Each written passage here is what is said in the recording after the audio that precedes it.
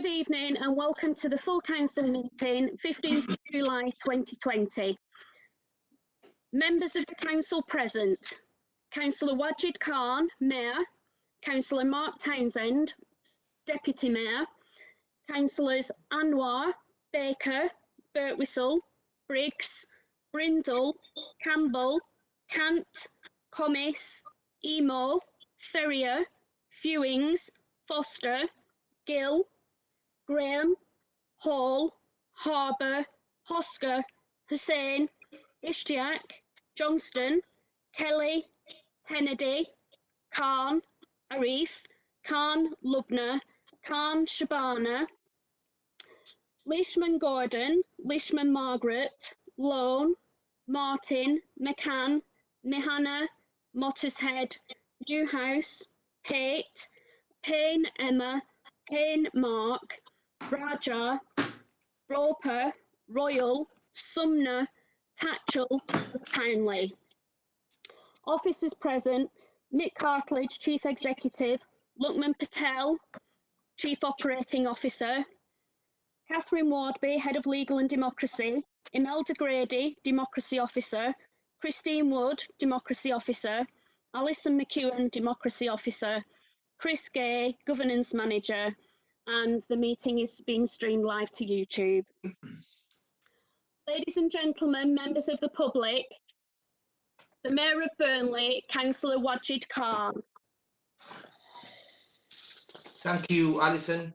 A very warm welcome to all members and staff of the council and all people that are viewing this from home. Item 1 on the agenda: minutes of the previous meeting of the council. I will move these minutes. Mr. Deputy Mayor, will you second those minutes? I second those minutes, Mr. Mayor. Thank you. If there is no dissent, I will take those minutes as approved. The meeting host will unmute all microphones. Please remain silent unless you wish to dissent. Microphones will then some points. Members, you are all unmuted now. I'm not touching the glass. I'm not telling you again. Members, I'm not members. touching the glass. Because I've I'm just just told going you. to mute everybody. I don't have to do anything.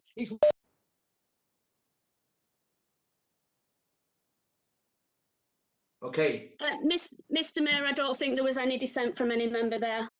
Okay, can you just remind people to, once they've, if they find it unmuted and if they don't dissent, can you please put yourself on mute straight away for the sake of the smooth operation of the meeting? Thank you.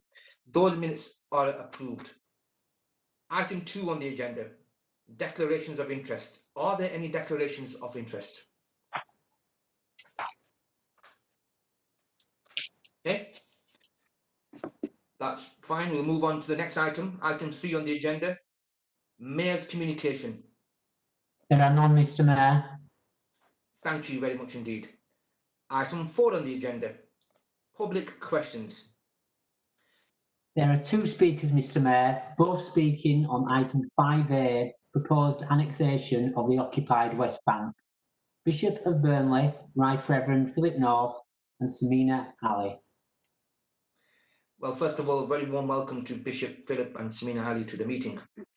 As you are both speaking on the same subject, you will have 2.5 minutes each. I understand Bishop Philip is going first, so you have 2.5 minutes, and you'll receive a 30-second warning just before you finish. If you could unmute your microphone and start when you're ready to speak, sir. Oh, sorry, Bishop, your volume isn't coming through. Can you unmute, sir?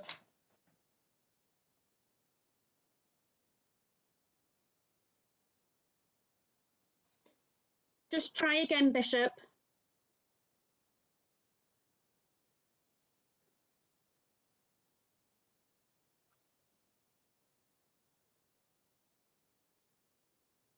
We're not getting any volume from that at all. Could we? Shall we just wait for the technical things to? Why Yeah. did Bishop Phillips he is just muted now. Bishop Philip, can you just try and speak now? No, we're still not getting anything through. No, we're still not getting anything. Shall we let Samina go? Could we let Samina speak first? And I will give the bishop a call. Okay, What's happening? thank you very much. So could I ask Samina Ali to please speak? You have 2.5 minutes, whenever you're ready, Samina. Okay, thank you, Mayor.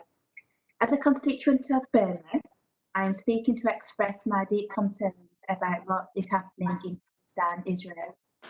Some people believe that time should be granted so these concerns can be addressed. I will outline why I believe this is of benefit to the borough and that there is a connection with the borough and the council's business. I have been to the Holy Land a number of times. My most recent journey was in 2019 under the auspices of building bridges in Burnley.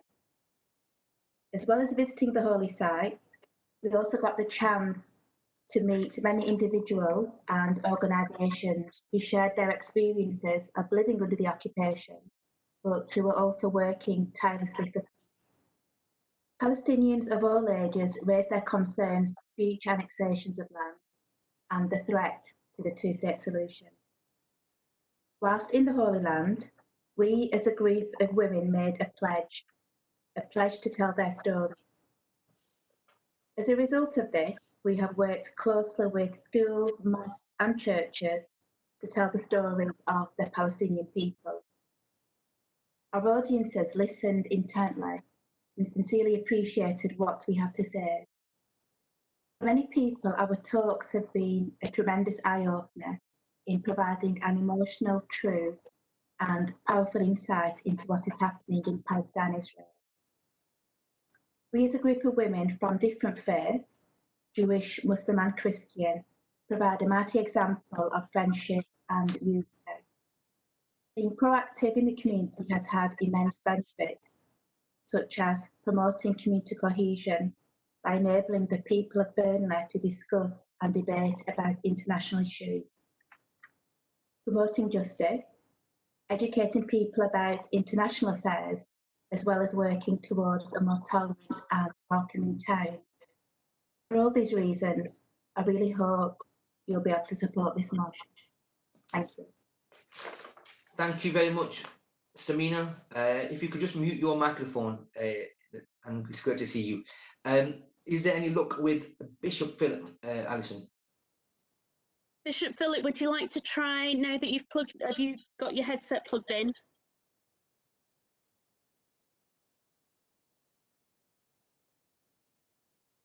No. Do you want to dial in by phone or would you like me to read on your behalf?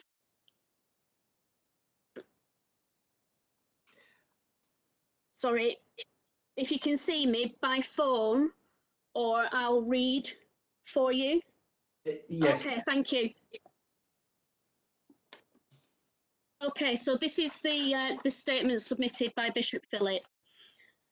As a constituent of Burnley, I'm speaking to express my deep concerns about what is happening in Palestine/Israel and strongly believe that time should be granted so that these concerns can be represented.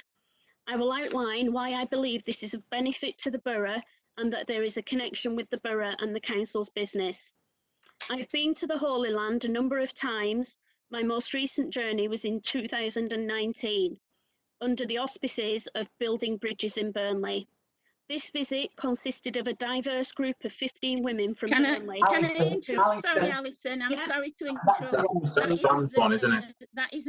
That's the wrong speech. Bishop Philip's speech. That's the wrong one.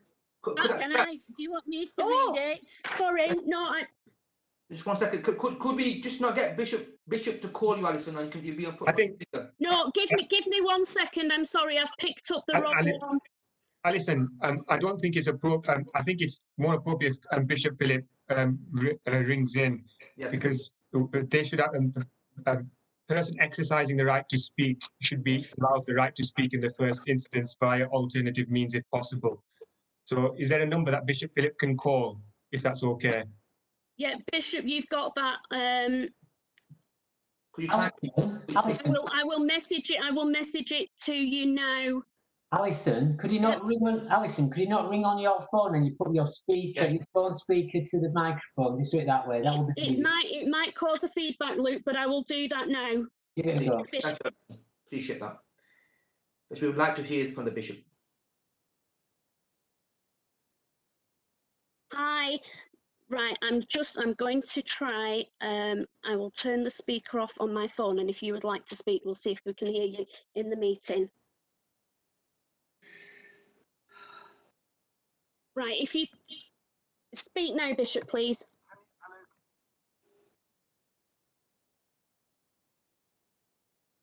Oh, I might be muted in the meeting.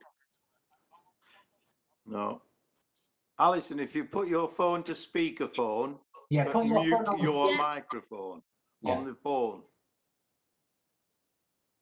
Thank you. Right, Bishop, can you speak now? Bishop, can you speak? No, you've muted your microphone on the phone now. Hello. Hi. That's it. You got it.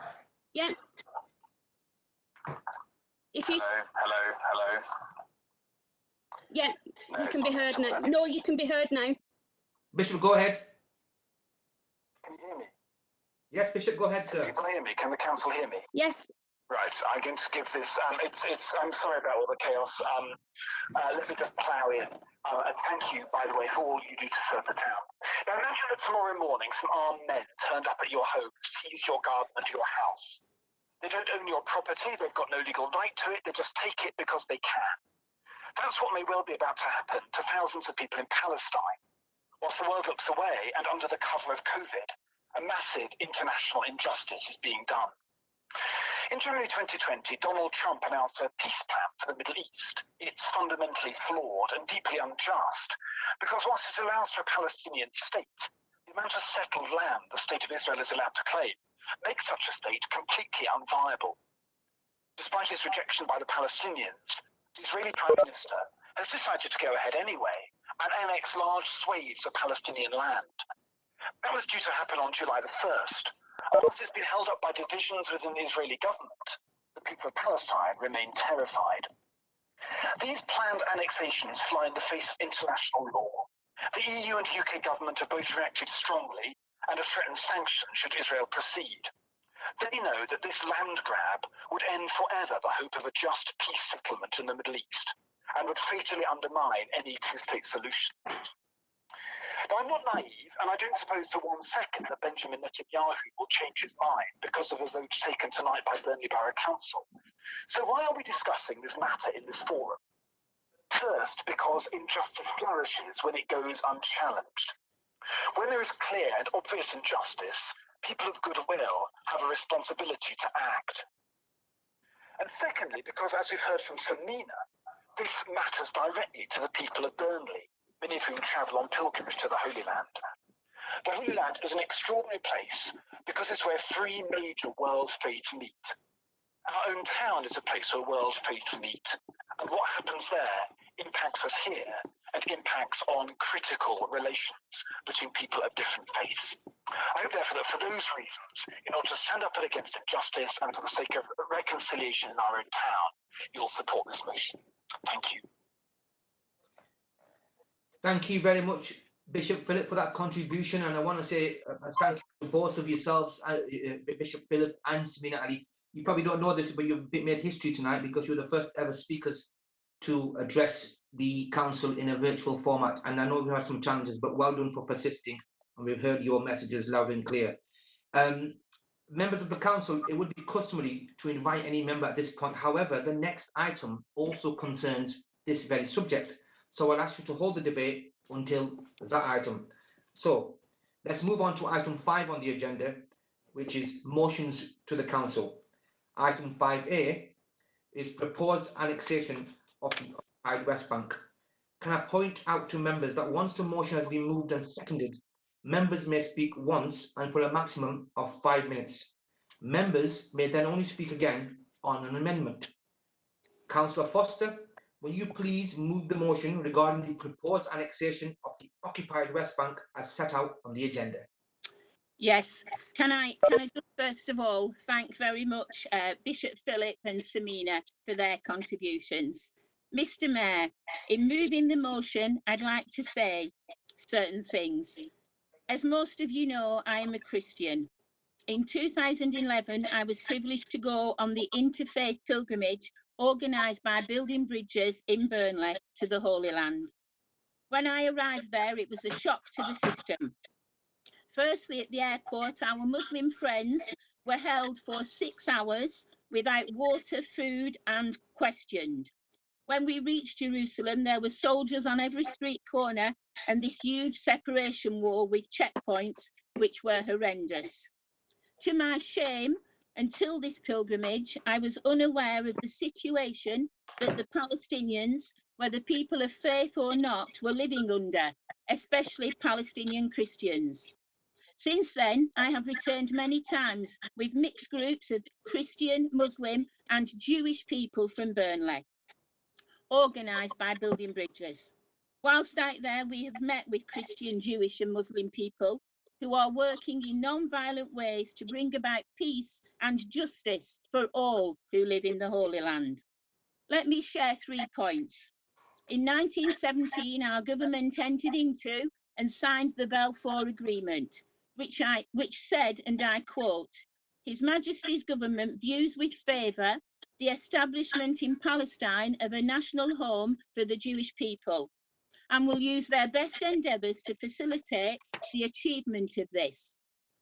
It being clearly understood that nothing shall be done which may prejudice the civil and religious rights of existing non-Jewish communities in Palestine, quote ended. Let me tell you that every day whilst I was in the Holy Land, I have seen with my own eyes that the civil and religious rights of the non-Jewish communities living in the land are being abused and ignored. The proposed annexation goes against the promise that we made as a country in the Balfour Agreement. Secondly, let me quote from Archbishop Desmond Tutu. He says, I have been to the occupied Palestinian territory. I have witnessed the racially segregated roads and housing that reminded me so much of the conditions we experienced in South Africa under the racist system of apartheid. I have witnessed the humiliation of Palestinian men, women and children made to wait for hours at Israeli checkpoints when trying to make trips to visit relatives, attend school or college. This humiliation is familiar to me and the many Black South Africans who were corralled and regularly insulted by the security forces of the apartheid government. Quote ended. I am sad to say that I have seen the very things Bishop Desmond Tutu speaks of for myself. Separate work permits, travel passes, housing, school, employment, health, separate roads, cars with identifiable number plates for the Palestinian people. No freedom of movement.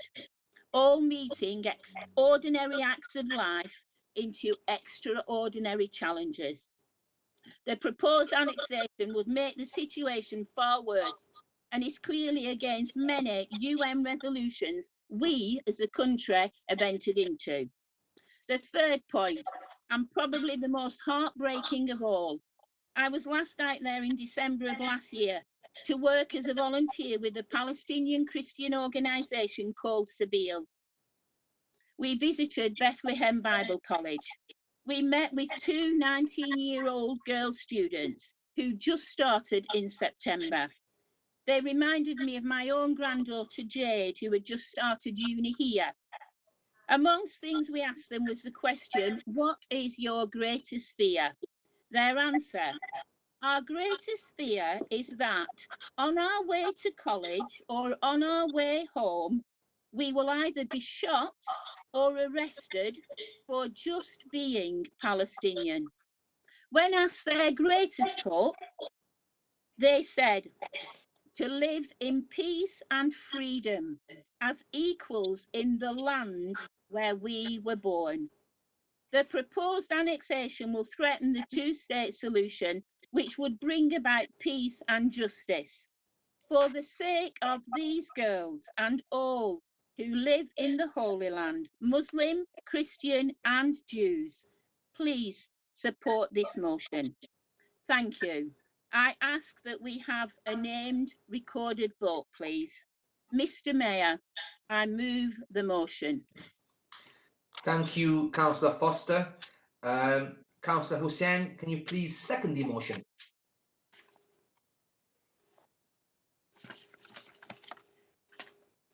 Thank you, Mr. Mayor. And I wish to second the motion that is being moved by Councillor Foster. The annexation of occupied Palestinian land is another red line that the Israeli government will cross. Along with many red lines it has crossed over the years. Israel has continued to construct illegal settlements in the occupied Palestinian land, making a two-state solution only a dream. If the international community does not act strongly, we will be responsible for turning a blind eye when an openly apartheid state is being created, where Palestinians, whether Muslims or Christians, will become second-class citizens with no rights and restricted movement. We have seen with our own eyes the wall that has been constructed, crisscrossing around the West Bank, dividing families, properties, farming land, and so on. Yet, we in the West have supported Israel and remained silent. However, this proposed annexation is different. Both the UK and EU governments have reacted strongly and have threatened Israel with sanctions. Both believe that Israel's plans to annex parts of the occupied land as significant threat to the peace process, and unilateral action is unacceptable. This is what the Right Honourable James Cleverly, MP and Minister of State for Foreign and Commonwealth Office said. Annexation risks signalling Israeli rejection of the very solution that Israel and the international community agreed in 1947. He also continued to say such a step has the potential to trigger regional instability, threatening Israel's own security. He further concludes by saying we can't predict the implications for the Palestinian people in terms of loss of hope, but we can say with some degree of certainty that it is the extremists who will benefit the most. I would like to thank previous speakers who spoke eloquently, both Samina Ali and Bishop Philip and B. Foster, Councillor Foster. They've spoken eloquently about their experiences to the Holy Land and their work in Burnley and through Burnley building bridges and how it affects us as a community. I would finish by reiterating the words of the Right Reverend Philip North, Bishop of Burnley. Injustice flourishes when it goes unchallenged. When there is clear and obvious injustice, people of goodwill have the responsibility to act. I hope and wish colleagues support this motion. Thank you, Mr. Mayor. Thank you, Councillor Hussain. Any member?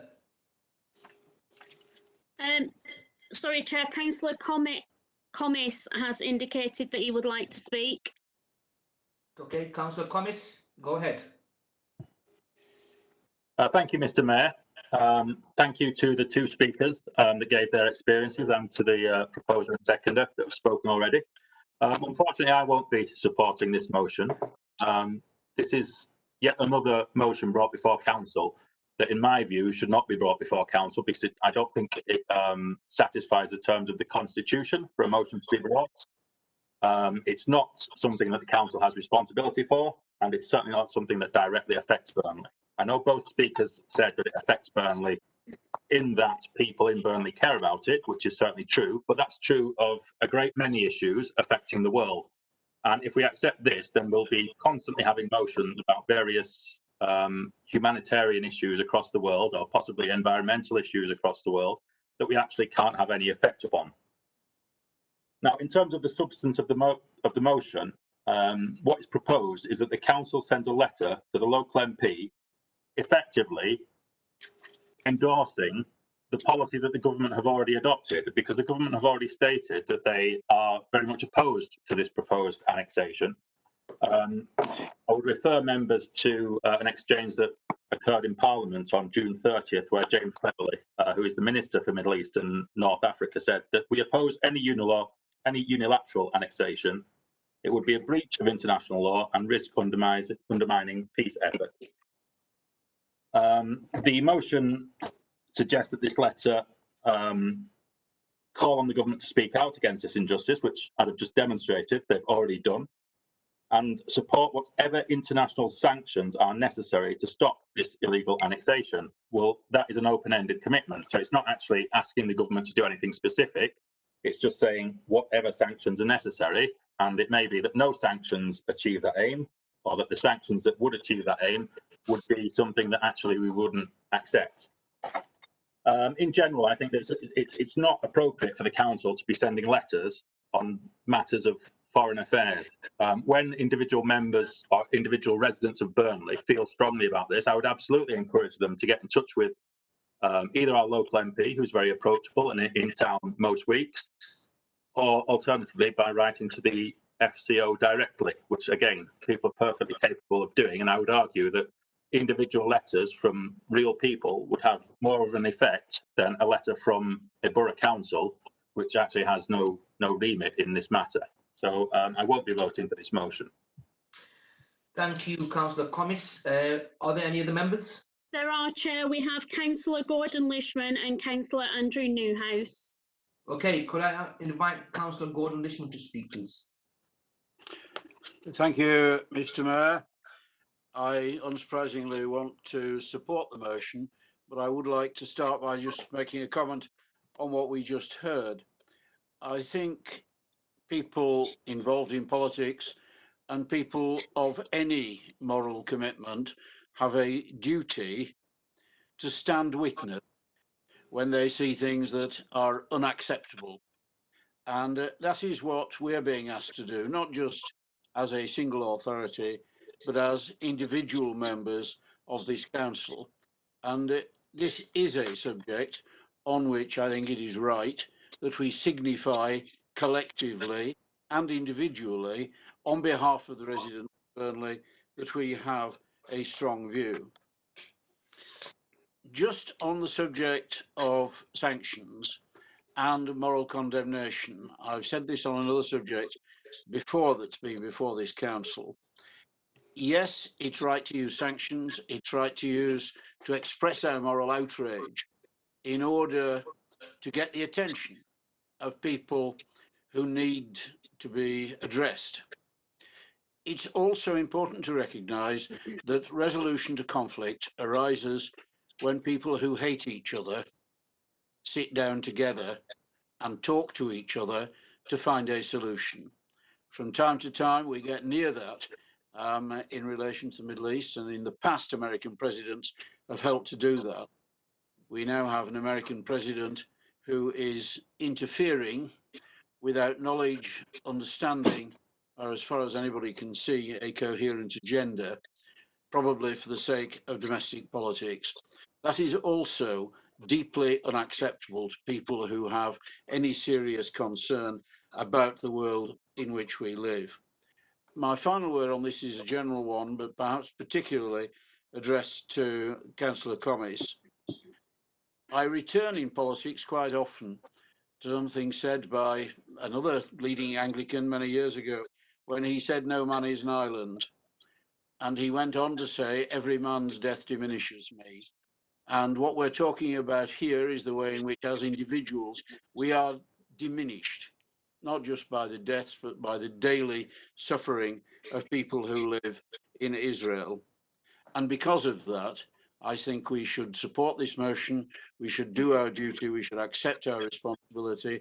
We should make clear our view, not only to our Member of Parliament, but more generally and particularly to our own residents, so that we exercise our responsibility to take moral leadership on a matter of importance. Thank you, Councillor Lishman. Could I invite Councillor Newhouse to speak, please? Thank you, Mr. Mayor. Of course, I think everyone's read in the press and has read, obviously, the motion and has deep concerns. And I think we look at this and we could say, yes, it's obviously good to show that we do make ourselves and the public aware, and the more people that can speak about this, this is what gets the message out there. And I've spoke on subjects like this, as we do as councillors. We represent our areas and our country with this. But I think Tom has a good point. You know, these sort of letters probably aren't best coming from us as the council. I'm not sure whether it really should be here like this. I can't vote against this. I mean, obviously, I'll have to vote for this. I have the same concerns. I think I know what the MP will say. I think it's quite clear the government want a two-state solution, and anything like this, obviously, what is happening over there now needs investigating to the best of their ability to try and do something about, and obviously make some sort of inroad into trying making that sort of solution. But it isn't easy. It's something that's been going on for many years now, and all we can do is show our support for that. And if this is the way that we're going to do that through this motion, through our council, I will do that. I do feel for Tom's point of view, though, that this isn't something that we really should be bringing to full council like this. It's not really the way that I think our democracy is designed. But while it's here, of course, I will vote for this motion tonight. Thank you, Mr. Mayor. Thank you very much. Just as a gentle reminder, rather than call people Tom, could you reflect the full name, Councillor Collis, in the future, please, sir? Any other members before we go on with the vote? We have Councillor Fewings and Councillor Anwar, Chair. Okay, can colleagues, with all due respect, I understand it's a very important issue, but can we be succinct and to the point in your important deliberations? So, the Councillor Fewings, please. Thank you, Mr. Mayor. I'll take your comments about brevity on board. I just want to echo the comments of Councillor Richmond, really. So I can skip quite a lot of what I was going to say and just agreeing with that. I do want to pick up on the points by Councillor Newhouse and Councillor Commis. I think the appropriate route to challenge whether a motion has relevance and should be accepted on the agenda is to check the motion book, and when you get the agenda printed, speak to the legal team and say that you don't think it's relevant to the borough at that point rather than at this stage, because we've had this for some time, and if you consider it shouldn't have been accepted, those conversations could have happened by now. In terms of the motion itself, what is happening in Palestine is contrary to international law, and I think action is absolutely right. So for me, I just want to make the point that in reading this motion, I consider that necessary sanctions must include banning the sale or supply of any military equipment to the Israeli military, which could be used as part of this illegal annexation, and I will be supporting this motion. Thank you. Thank you. Thank you very much for that, Councillor Fewings. Can I invite Councillor Anwar, please? Thank you, Mr. Mayor. I just want to speak very briefly just about how this does affect the people. This motion does affect the people of this town. As chair of Building Bridges in Burnley, I've personally been to the Holy Land with a group of Muslims and Christians, and seen for myself the situation that Palestinians are living under. And we've heard from colleagues, Councillor Foster, from Bishop Philip and Samina, about the separation wall and the situation that's there. But the issue of the Holy Land is something that's very close to the people of this town, and it's very close to the hearts of people of faith. And one of the things that we see is when we've had visits to the Holy Land, we do seminars where people can come and learn about the visits that we've been on. And out of all the work that we do, that draws the most interest from people right across our town. And it plays a major part in the work that we do in our local schools as well, with regards to teaching about the three major world faiths as well. So it is something that's very, very important to the people of this town. Now, if the annexation, if it does go ahead, it's going to destroy any hope of a two-state solution. And what we're asking for with this motion is that our MP speak out about this. And just touching on what we heard from Councillor Commis, that individual letters have gone to our MP, and many people who I've spoken to who've written to the MP have said that they've not had responses to that. But what we want is our MP to publicly speak out about this and raise the issue, because it is important to the people of this town. So I hope that colleagues will support this motion. Thank you, Mr. Mayor. Thank you, Councillor Anwar. If there's no more colleagues, can we move towards... Sorry, Chair, there are. Councillor Hosker wishes to speak, and just Councillor Hosker. That's it. After Councillor Hosker, we're not taking no more speakers. Okay, thank you very much. Councillor Hosker, please go ahead. Kind Mr. Mayor, I'm just going to reiterate what Councillor Commis said. Thank you. Although in principle I do agree with what he says, but tonight on this motion, as a Christian, and I believe in my faith, I will be voting in favour. Well, thank you for letting us know which way you're going to vote tonight, Councillor Hosker. And let's move now to the vote. As Councillor Foster has indicated, she wants a recorded vote. So, Alison, can you please go through the process for this? Just bear with me. So we need to determine whether there is enough support within the room for a recorded vote. We can either do that by an electronic poll, or if I unmute all members, if there is no dissent from the meeting, we can take that as the assent of the meeting to do a recorded vote. So I will unmute everybody now. If you could remain silent unless you wish to indicate any dissent. Thank you, members. You are all now unmuted. If there is any dissent, please voice it.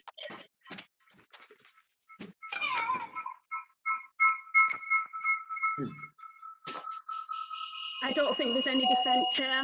Thank you. Can you mute yourself, please? I've muted everybody, Chair. So you will just need to unmute yourself.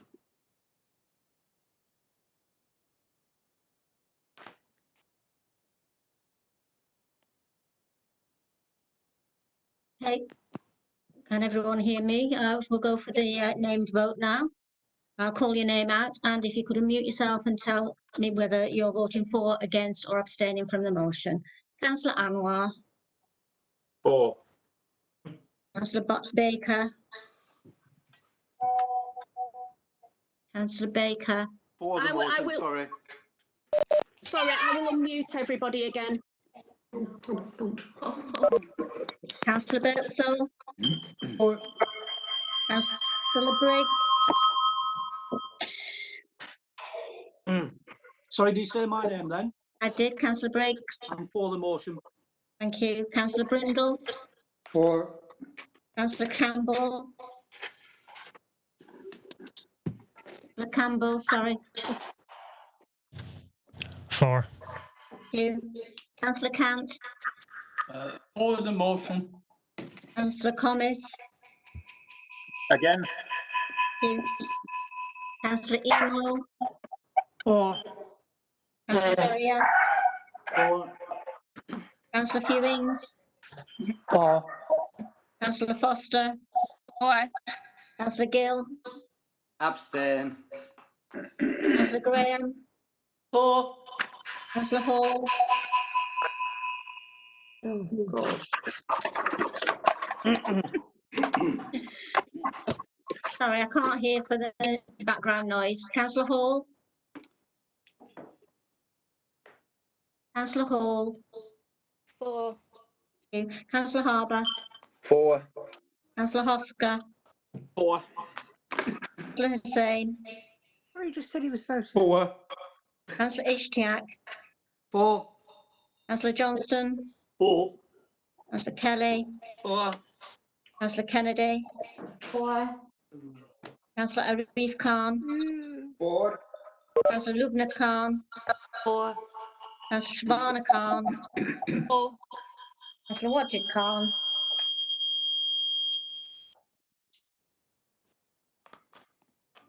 Councillor Wajid Khan, Mr Mayor. 4. 4. Thank you. Councillor Gordon Lishman, 4. Councillor Margaret Lishman, 4. Councillor Lone, 4. Councillor Martin, 4. Councillor McCann, 4. Councillor Mahana, 4.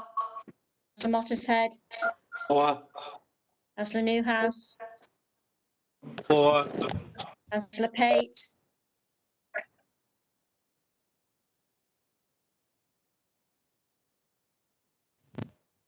For the motion.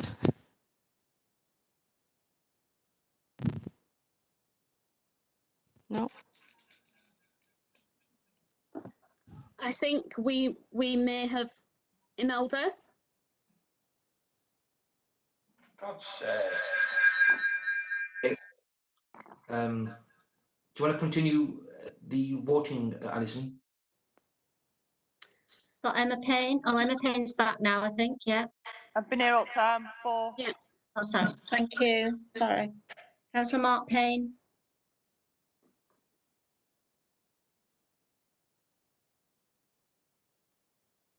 Mark, 4. you. Councillor Raja, 4. Councillor Roper,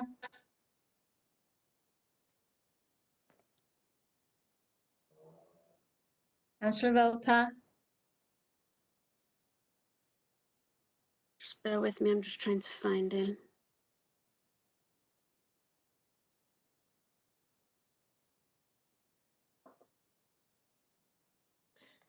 You might be making a brew. Councillor Roper. Councillor Roper is. It says 4. Yeah, he's written it on. It's 4. He's typed it.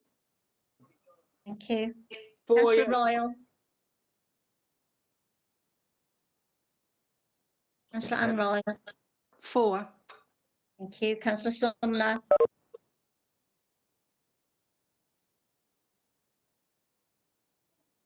Councillor Sumner, 4. thank you. Councillor Tatchell, Councillor Tatchell, thank you. Councillor Townley, 9. sorry, Councillor Townley, did you say abstain? Meldon. Sorry, I'm breaking up. Go on. Councillor Townley, could you tell me again what you voted? Abstain. Thank you. Councillor Townsend, 4. thank you. Mr Mayor, that motion has been approved. Okay, can I just make a very to yourself and Alison? Please, can we not do this unmuting again? Please, the motion's carried. But I want to make a point on this. Motion has carried. We not do this unmuting again? I know if it's not possible today, but if we have a meeting again in future, we'd rather do the online recorded way of doing this because this has caused a lot of delay and difficulty. We can't do this for a recorded vote, Mr Mayor. So is this the only way we can do everyone unmuting together? Yeah. Yes. We will work on members unmuting themselves. Yeah, I think rather than everyone being muted together, members can discipline themselves to mute and unmute as their names being approached. But motion has been carried. Thank you very much for that, colleagues. Thank you for your patience there as well. Okay, moving on to item 5B, tackling homelessness and providing a night shelter for rough sleepers within the borough of Burnley. This motion was proposed by Councillor Anwar and seconded by Councillor Pate at the full council meeting on the 26th of February 2020. It was then referred to the executive because if carried, it would materially increase the expenditure of the service which is managed by the council. Will members please note that this is an executive function and therefore any decision rests with the executive and not the full council. I will ask the executive member to present the executive decision Members may then debate the motion, taking into consideration the executive decision. Any amendment to the motion will not be debated but stand referred back without discussion to the executive. Councillor Ivor Emo, will you please present the executive decision? Following on from Councillor Anwar's motion, it was decided that a cross-party working group be set up under the chairmanship of Councillor Maggie Lishman. The group's recommendation, which are laid out before you in the report, more than adequately covers the concerns raised in the original motion, but have made provisions to tackle the scourge of rough sleeping and homelessness in the future. One of the final recommendations is to keep this item under review, and with this in mind, I recommend this report to the Council as a model of cross-party working, and would like to thank everyone involved for their sterling work thus far. Thank you, Mr. Mayor. Thank you, Councillor Emo, for that. Are there any members, Alison? If you've got quite a few of them, can you please give me the names? Councillor Lishman, Councillor Maggie Lishman has asked to speak on that. I've unmuted you, Councillor. Thank you, Alison. I'll be quick. I really just want to say thank you to everybody that was on the working group and the officers that supported this. The full council in February had the motion, the proposal by Labour to look at homelessness and provide a night shelter within the borough. This proposal provides the borough with a wide-ranging response. Those who wish to have a bed for the night and then move on may do so. No strings, no red tape. They can come as often or as infrequently as they wish to do so. When anyone is ready to accept help to move on from that lifestyle, then that is there as well. Wraparound support. The officers and the committee have done a great job putting this together.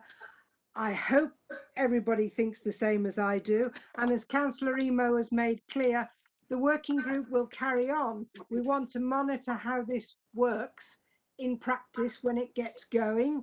And we also want to look at the other aspects of homelessness that we know exist in the borough as well. Thank you, Mr. Mayor. Thank you, Councillor Lishman. Are there any other members, Alison? Councillor Anwar, please, Chair. Councillor Anwar, go ahead. Thank you, Mr. Mayor. I just wanted to just say a few words on this.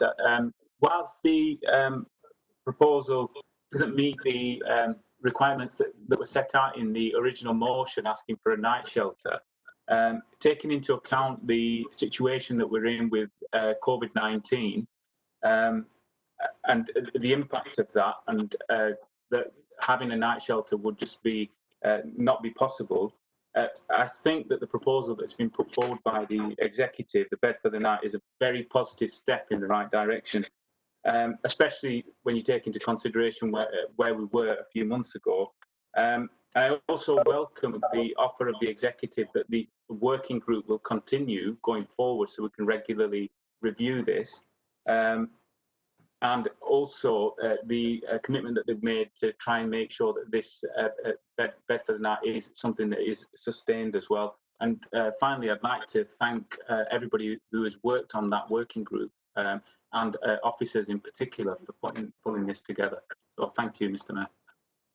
Thank you, Councillor Anwar. Any other members? None, Chair. Okay, so will members please note the executive decision? An electric poll will now be conducted. The message will appear on your screen shortly. Please follow the instructions. If this doesn't happen, as in the message doesn't appear, please unmute yourself and identify yourself to the meeting host. Alison, once the poll has finished, the results and individual member votes will be displayed on your screen. Please check that your vote has been cast correctly and immediately bring any issues to the attention of Alison. If a recorded vote, okay, that's fine. I'll stop there. Okay, members, so that poll is now live.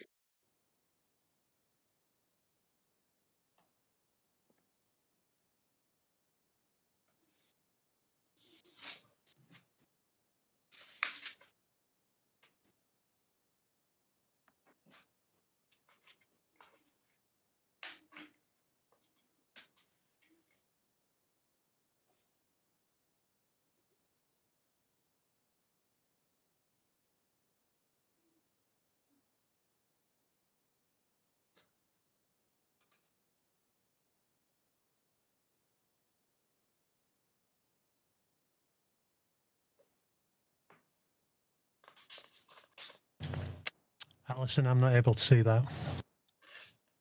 Right. Do you want to cast your vote verbally then, Councillor Campbell? Yeah, I'd like to vote for it. I think Councillor Payne wanted to maybe cast verbally because he said something on the chat. Could you ask clarify? I've seen request to speak come through from Councillors Townley and Mark Payne, but I can't see the. I'm not sure whether. Sorry. Alison, they're just replying to Councillor Roper's question. They're not RTS. Oh, right. Okay. Okay. If you follow the whole conversation, we haven't asked to speak. Yeah. No, it's all right. I was looking at the polling information. I need to speak. I'm having difficulty. Okay, B. Do you want to cast your vote verbally then? Yes, please. 4. And Councillor Brindle, are you having trouble voting?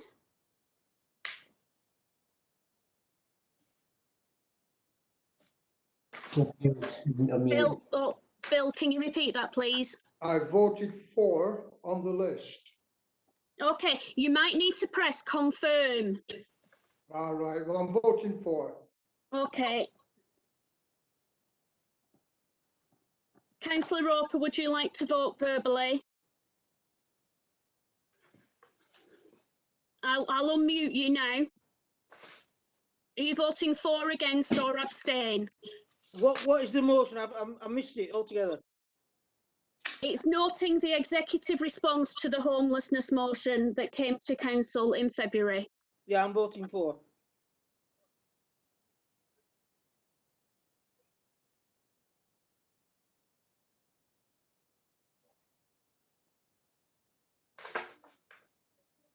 Okay, members, so I will close that poll now. Just bear with me.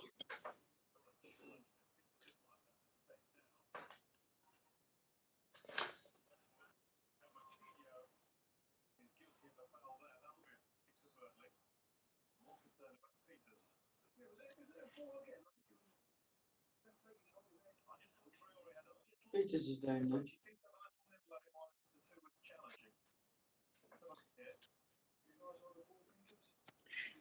Can you put yourself on mute? I can hear commentary in the background. Okay, members, so I will slowly scroll down this screen and I will zoom it in so that it is bigger.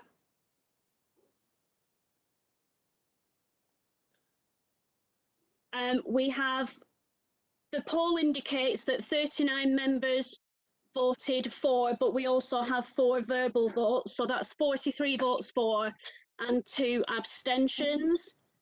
If you would just, if I scroll down slowly,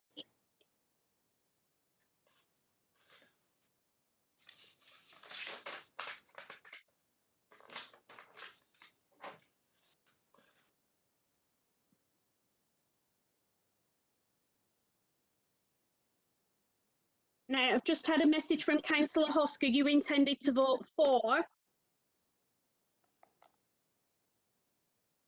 Can you confirm that?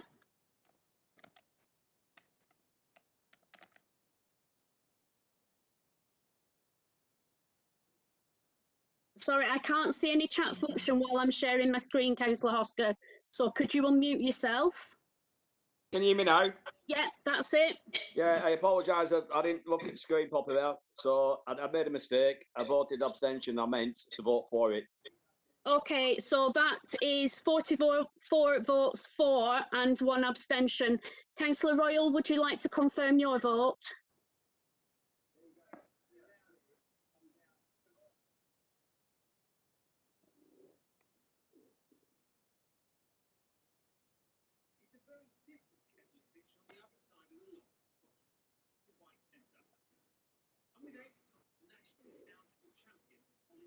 Chair, I think we can say that motion has been carried. Yeah, the executive decision is noted.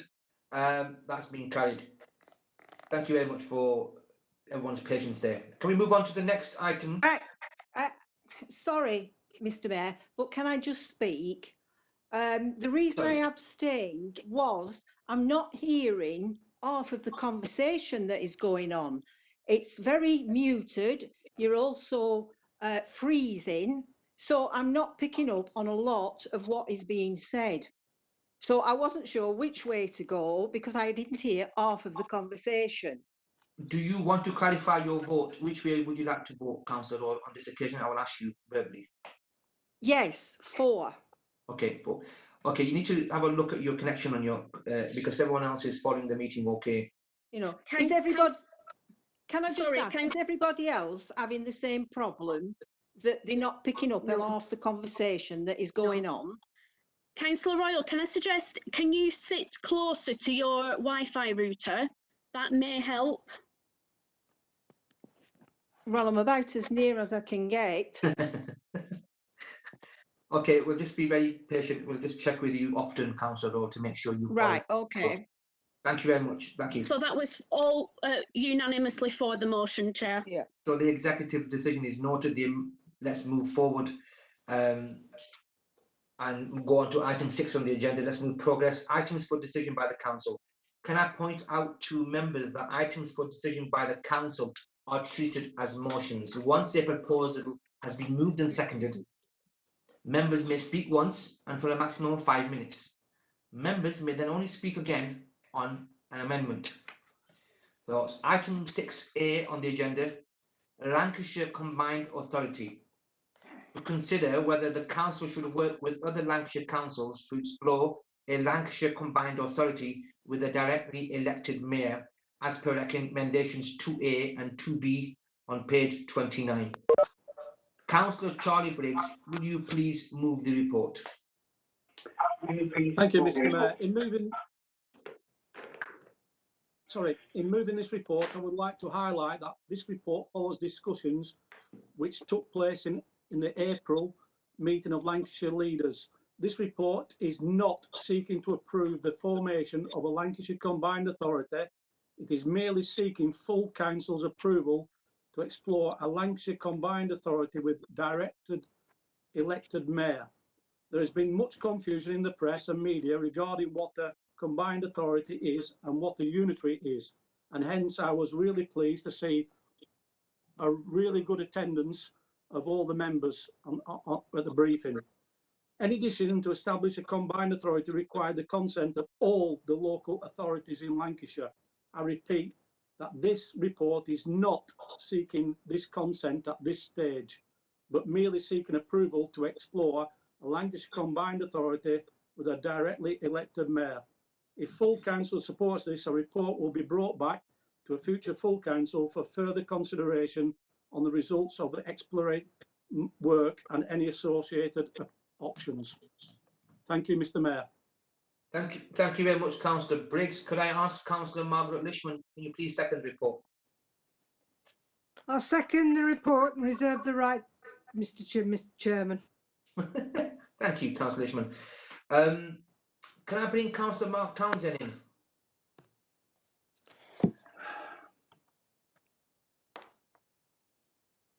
Mr. Mayor? Yeah, go ahead. Okay, thank you. I just want to say in response to this that the concept and principle of a combined authority is something that this council has supported previously. In December 2015, we debated it comprehensively. There was a full governance review, there was a full scheme of governance, and it was a really comprehensive piece of work that was done at the time. Unfortunately, it didn't move forward. At this moment in time, Councillor Briggs is right in terms of what the motion actually says. It says let's explore, but there are implicit things within the report that basically say that this, if we agree to this, that this council is on some kind of journey with other councils. And I just want to go through that, as well as I will be proposing an amendment which all members have hopefully had sight of by now. This is certainly the wrong time to be discussing this. I don't understand how the 15 Lancashire leaders can be spending so much time on this, to be honest. In the middle of a pandemic, Blackburn with Darwin and Pendle both having rates of infection that are skyrocketing at the moment, and this is lapping up on our borders, and yet we've got time to talk about structures when we should be talking about health, education and jobs, and not basically moving deck chairs around on how things should be governed. In addition, the government's intention to publish an English devolution white paper needs to be waited for. That would give us clarity about the journey that we would be embarking on. Currently, this is a blind journey because we don't know exactly where we're going to end up. And why would we start on that journey if you don't know where you're going to end up? So what's the rush? Basically, within the report, it says that the devolution white paper will be presented in September, although that is much delayed, but let's hope that they keep to that. So, but that would then give us more insight into what government's intentions are around combined authorities. And I know there's a disparity between that and unitary authorities, but there is clear linkage in this report between a combined authority and the need for local government reorganisation. I'm also sceptical of the timing of this in terms of local government finances and government being in a headlong rush to try and get savings from local government by crashing councils together. There are real dangers in this report.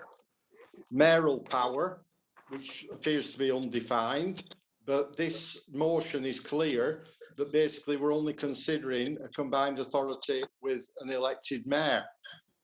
Why not consider other options around that? And it is very explicit in terms of local government reorganisation or simplification, as they call it, having to be acknowledged as a price for a combined authority. It's very clear within the report. So even though it's not in the motion, it basically is a clear signal that this council would be acknowledging that need and basically some type of tacit acceptance that that is what is happening. So it's not just about the words in the motion, it's about the signal that it sends. And I feel we need to put a marker down that safeguards this council going forward. We didn't need all this in 2015 in terms of agreeing to an elected mayor or basically acknowledging that local government reorganisation had needed to be a part of it. We didn't go down that road at all, and I think that's right. And I want members to be aware that North Yorkshire have just been told by the local government minister in their bid for devolution that basically the price for that is to scrap all district councils in that area. So it's quite clear the direction of travel. There's many in the county already redrawing boundaries, renaming councils, and I think it's interesting, and I don't even know if the MP has actually expressed an opinion on it. I think it's very lax if he hasn't, because it's one of the biggest issues facing this borough, and we don't even know what our MP thinks and what he's saying to ministers in Parliament. So I have proposed an amendment. I don't know if it's going to be flashed up into, but I would like to propose it. And I do know, and basically in terms of our amendments, I believe it covers all the points I've just raised in terms of noting the position that we had in 2015. We're prepared to look into this, explore being the word, but only after the devolution white paper has been published and all other 14 councils are on board. I don't think there's any, and I know that Councillor Fewings has expressed a wish in terms of supporting this amendment, but with some revised wording that'll come in later. But basically, I've included there some words around mayor with limited powers, which are the words that Lancashire leaders agreed to, a mayor with limited powers. But for some reason, I don't know why this report does not say limited powers. Whether Councillor Briggs can explain that, I don't know, but certainly the 15 council leaders agreed to that. But I think it's fair to say that there is a strong argument that we could accept why not have all options on the table at this stage, including not having to accept an elected mayor. And we should reject the government premise that simplification of Lancashire governance needs to be a condition for this at all. I'm not against talking about local government reorganisation at all, but we're strongly against having it linked to this specific establishment of a combined authority. And let's hope there's a good devolution deal that can come out of this at the end of the day, but we do need to put safeguards in. And just for clarity, in terms of what's happening with other councils, I believe that Pendle voted on Friday to wait until after the English devolution bill has been published as well, which I think gives a strong indication that we would not be out on our own if we adopt this amendment, Mr. Mayor. Thank you. I move. Thank you very much, Councillor Townsend. Who's going to second that amendment? I will second that amendment, Mr. Mayor. Is that Councillor Pitt? It's Councillor Pate. Thank you. I know we can only take one amendment at a time, and I believe maybe a member wants to have an adjournment to look through this. Am I right, Councillor Tanner? You want to move an adjournment? You are, Mr. Mayor. Have you got anybody to second that moving of adjournment? I will second that, Mr. Mayor. All those in favour, can you please say aye? Aye. Aye. Aye. Mr. Mayor, may Yes. I also add that for those in the administration coalition, there is a meeting set up which they will see the invite on their council email. Okay. Just let's have an adjournment. Mick, how long would you advise in these kind of situations to look through the amendment? Or Alison, anybody? 15, let's go for 15 minutes. Thank you, Mr. Mayor. That's 15 minutes adjournment. We'll come back in 15 minutes, please. And am I right in saying there'll be an opportunity to discuss within breakout rooms? Is it possible? Yeah, there an invite has been sent to the administration members on their email. Sorry, Alison, I'll leave you to explain. Would the Labour group like me to quickly set up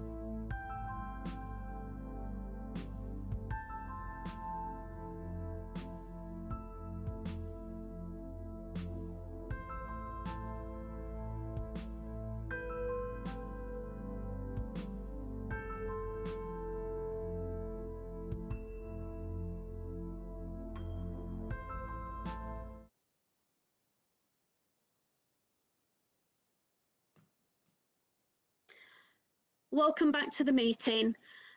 Councillor Lubna Khan has left the meeting. Mr Mayor, over to you. Well, thank you very much. I hope that the adjournment has been constructive and productive for people. Can I now move progress on this item 6A, which is Lancashire Combined Authority? We had the amendment moved and seconded. Is there any member? Chair, Councillor Townley and Councillor Fewings and Councillor Gordon Lishman. Okay, thank you very much for that list. Can we please have Councillor Townley? Go ahead, please, Councillor. Thank you, Mr Mayor. Councillor Townsend says that why are we wasting time on this at the present moment? Well, life does have to go on, and it is an economy of scale that we are now looking to make our businesses more viable. It's better to be, so I can say there is no better time to start, and it certainly isn't a time to stagnate. There are parts of this motion that I find rather difficult to swallow. However, for myself, I shall be supporting it. Thank you for that, Councillor Townley. Can we now move on to Councillor Fewings? Thank you, Mr Mayor. I just want to say that I'm sure Councillor Townsend could raise a point of clarification if he wanted, but I understood what he said to me, not let's kick this like into next year, but why are we doing it over the summer where we have immediate COVID-19 threats surrounding us and the white paper is due out in September, which is just 2 months away. Just in terms of my position on the amendment, unfortunately, I can't support the amendment, although I agree with most of it. My issue with the amendment and the original report is that it very clearly says we're going to truncate all the possibilities that are, unless it's a directly elected mayor. You know, democracy is a very important thing, even in COVID-19 times, and I'm really proud of this council first restarting its meetings during COVID-19 much quicker than other boroughs who still haven't done that. And in just 3 years ago, we had a vote in this town, a referendum, which was a decisive majority to reject an elected mayor. And I think that puts us in a different position to other Lancashire authorities who have not had that referendum. And I think we need to be very clear that unless we've had some indication that our residents now have changed their mind and want a directly elected mayor, that really we should start the negotiations with as wide of options as possible and act in the best interests of the people of this borough. So I can't support the amendment, but I will bring an amendment after this if it does or doesn't pass, which would see me be able to support the full report if my amendment passes. Thank you. Thank you for that contribution. And am I right in saying it's Councillor Gordon Lishman? Yes, and then Councillor Commis, please, Chair. Okay, Councillor Gordon Lishman, go ahead, please, sir. Thank you, Mr Mayor. I support the motion and I support Councillor Townsend's amendment. I just want to add a little context. Local government in the UK is being starved of funds at the moment, and district councils like Burnley are losing out most in the distribution of funds from the government in the context of our work on COVID. One of the implications of that is that we are getting less and less able to cope with our statutory responsibilities, and it's virtually impossible to do anything else. In that context, we're going to see a white paper which is likely to impose further top-down structural answers which will affect our ability to do what is needed for our residents. Mr Mayor, I've been here before. I was actually engaged in the production of the Maud Report in 1968, which led to the 1972 Local Government Act, which created the district of Burnley as part of Lancashire and took away its old county borough status. I'm also still quite proud to represent an area which was the only parish in the entire United Kingdom in 72, which proposed to take over some of the neighbouring county borough, that is to say Burnley. And eventually, when those parts of Burnley were brought into Briarcliff ward, we succeeded in doing that. But I want to just have a word about a wider context. Keir Starmer has been talking recently about what he's called radical federalism. The idea that central government ought to give up a significant share of its powers to regional and then to local government. I think that is absolutely right. I think we want to recognise that the United Kingdom is one of the most centralised states in the world, that local government, any government below national level in the UK, has less power, less money and less effect than similar bodies anywhere else in any state of any size in the rest of the world. Now, given that context, we have to cope with the world that we've got. And I just want to put on the table one of the arguments that took place right at the beginning when Burnley was considering its new status as a district council. At that time, we were presented in the consultation on the Local Government Act with three options, three unitary councils, before they decided to go for subsuming us to a county which has been dysfunctional ever since. One of those options was Burnley, Pendle and Rossendale, and members of this council will remember the Burnley and Pendle proposal some time ago for a new authority. The second was a Blackburn-based authority, which was the 6 district councils of East Lancashire, and the third was a Lancashire authority based on Preston. We need to be involved in this discussion all the way through from the beginning, not just so we can achieve what we most want to see, but also so that we can avoid the worst possible options.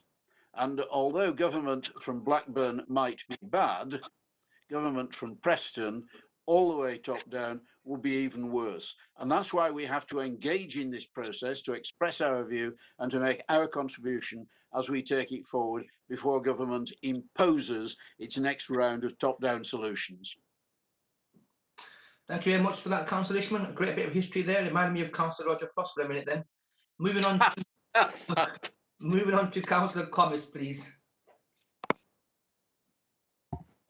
Thank you, Mr. Mayor. I'll be quite brief on this one. I am in support of the report, and I'm reasonably content to support Councillor Townsend's amendment on the basis that I've read it correctly, which I hope I have, because there's a slightly ambiguous form of words there, which is that the council rejects any form of local government organisation as a condition for the establishment of a Lancashire Combined Authority. Only the presence of a comma there prevents it from reading as the council rejects any form of local government reorganisation, with that rejection being a condition of our going into a combined authority, which is not what I think Councillor Townsend meant, but my understanding is that what it means is that we want to separate any form of local government reorganisation from the process of looking at a combined authority, which is what I would support. Just speaking more generally, I agree with Councillor Ishman. I think we need to be in the, any sort of discussions from the beginning. Those discussions, I would imagine, will be quite sporadic, so very little will have been achieved by the time the white paper is actually published. I also take on board Councillor Ishman's thoughts generally. I agree that I think the more powers that are involved in local government, the better. And I don't think that there's much of a rational case for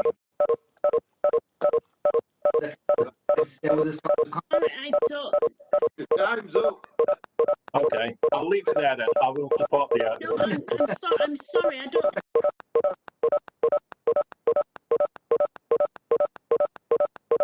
Someone dialed in. That's what started it. Has someone got their thing on stuck on mute? Who's call user 3? I think whoever's dialed in on the phone was catching a button on their phone, which was constantly muting and unmuting themselves. Can we get Councillor Commis? Can you please resume? I apologise for the technology there. Councillor Commis? Sorry, you muted, Councillor. Yeah. Thank you, Mr. Mayor. I'd pretty much finished. I will vote in favour of the report and as things stand for the amendment. Thank you very much for that, Councillor Commis, for your contribution. Can I just ask, are there any other members, Alison? Sorry, just bear with me a second, Chair. I was just...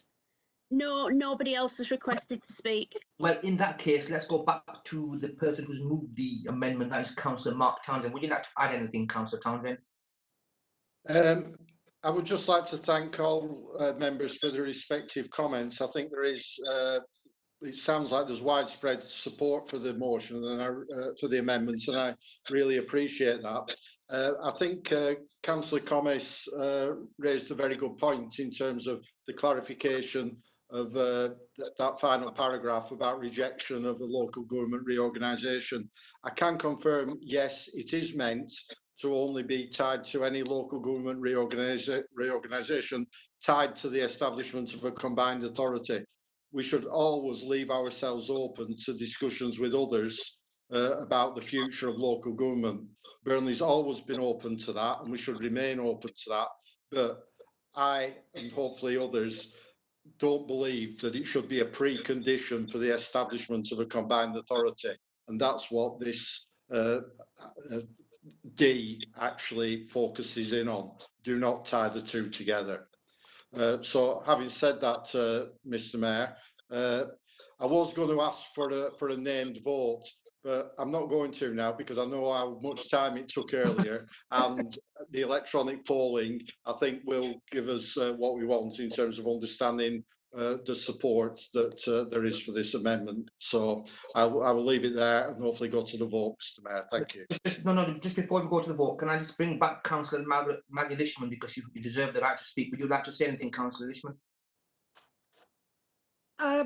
Mr. Mayor, I support everything that's been said. The only comments I would make are that the amendment I have no problem with whatsoever.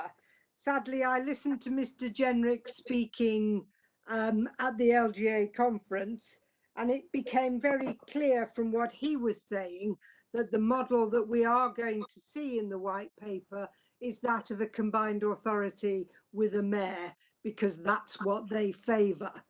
But I do believe firmly that we need to be part of the discussions from the beginning once we see what that white paper tells us, in order to get the best structure to protect our town and our residents. And I think that on that basis we vote in favour. Thank you, Mr. Mayor.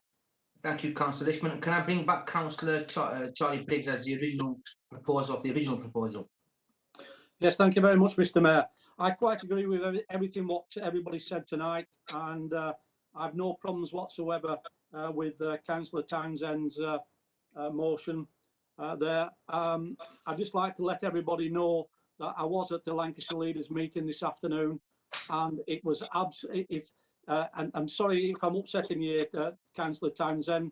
If you think our council's in chaos, you should go to Preston and have a look at what happened there this afternoon. It was absolutely shocking, and it will take some time to get us back on board. So thank you very much indeed. Thank you, Councillor Briggs. Alison will now conduct an electronic poll.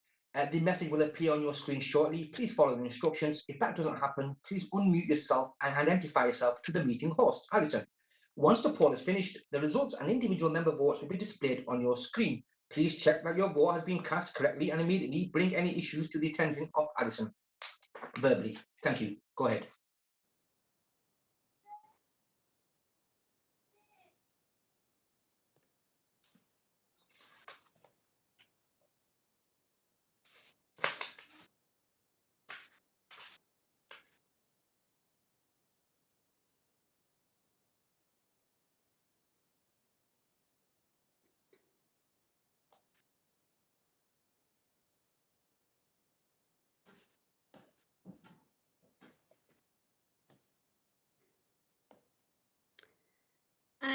Councillor Brindle, can you just check that you've pressed submit for your vote, please?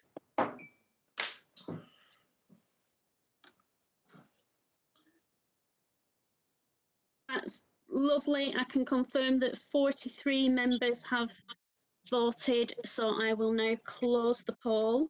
Thank you, Alison.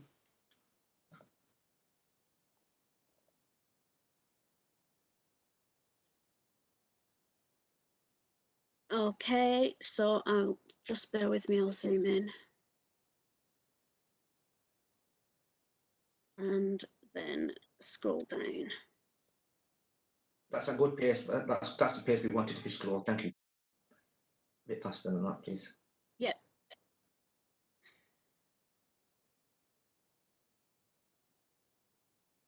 Is there any member that feels that their vote has been cast incorrectly? If you could speak now. Oh, but mine pained me. Sorry. All right, Chair, Okay. so Alison, I'll take it from here. Thank you very much for that. It's clearly, it shows that the amendment has been passed. So now this becomes the substantive motion. So colleagues, please follow me. People watching at home, please follow this. We have a further amendment from which I'd like to invite our colleagues from the Green Party, Councillor Fewings. This is an amendment to this new substantive motion which has been passed. Can you please move your amendment, Councillor Fewings? Can you please talk? Can you first also read through your motion as well, please? We'd like you to read through your amendment, sorry. Thank you, Mr. Mayor. I actually did provide it in advance, so it's a shame it wasn't circulated, but I will happily read it out. And just a point of clarification there, that the substantive motion hasn't passed. We still need to vote on that after this. So essentially, the wording that was just added by the Labour Group amendment had section 2B, and my change is to, in 2B, right at the end, second line where it says with, and then I've deleted the rest of the sentence and added all governance options on the table, including without an elected mayor, at the outset of these new discussions. And if I could just talk about why I've put the amendment forward in proposing it. If you look at the substantive report at paragraph 10.1, the first sentence says, it is for the authorities who make up the combined authority, which obviously would include Burnley, to determine a governance structure that works most effectively in the Lancashire context. If we are being given the powers to determine the governance structure, then we need to have all those structures on the table at the outset and not have our wings clipped right at the beginning. Then the second reason, at 10.2 of the original report, the final sentence says, no decision has been taken yet on an elected mayor for Lancashire. So my amendment just clarifies what the substantive report is actually saying. And then the reason why I think this is an important clarification is for the reasons I mentioned earlier. In 2017, we had a decisive majority of people of Burnley voting against an elected mayor. We need to take their opinions on board, and we need to go to these conversations with all the democratic options open to us all. And for that reason, I move my amendment. Thank you. Councillor Fewings, just to politely correct you, the amendment has now become the substantive motion, Councillor Fewings. So that original motion is gone. You're amending is the one that Councillor Townsend has proposed, seconded by Councillor Pate. So your amendment is amending this recently passed Councillor Townsend's amendment. That has now become the substantive motion. Yeah, a point of clarification, and with respect, I do understand that. You said the substantive motion passed, so perhaps you just fumbled your words. Okay then, thank you, Councillor Fewings. Can I have anybody to second that amendment to the substantive motion? I'll second that amendment, Mayor. Any member? I'll second the amendment, Mayor. Sorry? Councillor Townsend would like to speak, Chair. Yeah, go ahead, Councillor Townsend. Go ahead. Thank you, Mr. Mayor. I just want to address one point in terms of mixing up directly elected mayors. that Councillor Fewings is referring to a referendum that we had 3 years ago in Burnley, which was for a directly elected mayor to replace the leader of the council, which is completely unrelated to a directly elected mayor for Lancashire, which will be a brand new role in a governance position that doesn't currently exist.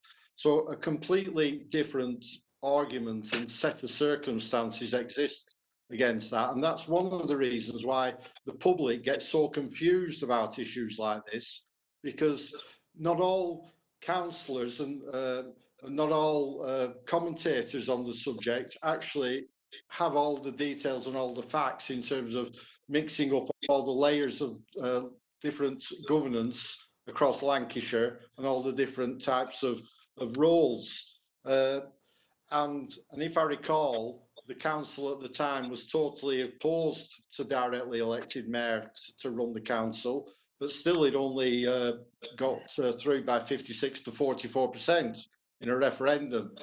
So there are specific views out there, and there is a groundswell of opinion that does actually like elected mayors. And I think elected mayors across the country are actually gaining support. Whether they're blue or red or any other colour, people are beginning to know what those mayors are, what their responsibilities are, and having a level of responsibility. Now, I think what is clear is in 2015, we were clear that we did not want a directly elected mayor. But I think it's absolutely clear now that the major devolution deals are only going to those places that have a directly elected mayor. And again, we're talking about a directly elected mayor with a combined authority. Now, I agree with Lancashire leaders as a whole, the 15 of them, at their June meeting, they agreed that that they believe there should be an elected mayor, but it should only have limited powers that are yet to be agreed. And I think that's important. But I think it's clear that the government are not going to deal with combined authorities that don't have an elected mayor. They're quite certain about that, and it's clear. And I don't think we should be basically trying to cloud that issue any more. I think that is like really, we've got to acknowledge that is the only game in town.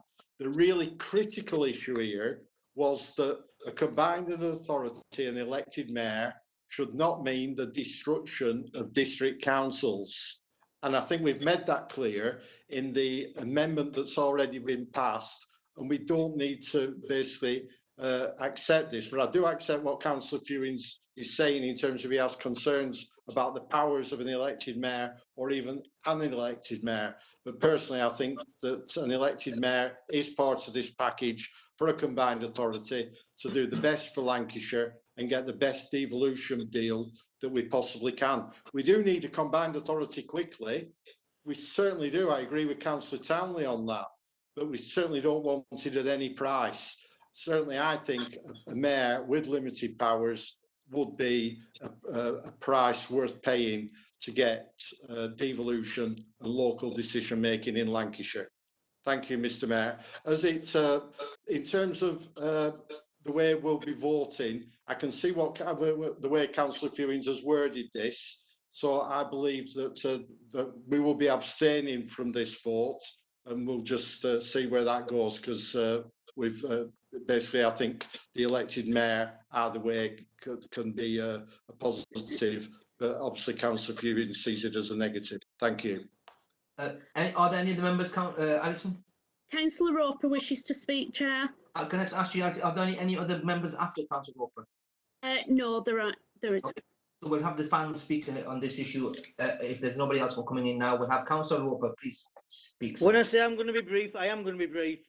I agree with what Councillor Townsend has said in opposition to what Councillor Fewings has said, but also he's harping on about 3 years ago, is Councillor Fewings.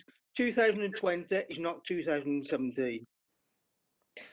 Okay then, thank you for that contribution. Can I now, Alison, can we now move towards the vote and the previous rules apply? We can, Chair. Right over. So I get it right. Sorry. Yeah, go ahead, Councillor Fewings. You have is your amendment. You can please. Councillor Khan, you need to. It's Luqman here. You need to first go back to Councillor Sarah Hall. Yes, yes. And then Councillor Fewings, and then Councillor Mark Townsend for a final right of reply. Of course. Sorry. Can I ask Councillor Hall first to please, as a seconder of this amendment, is there anything she'd like to add? No, I reserve the right to speak, thanks.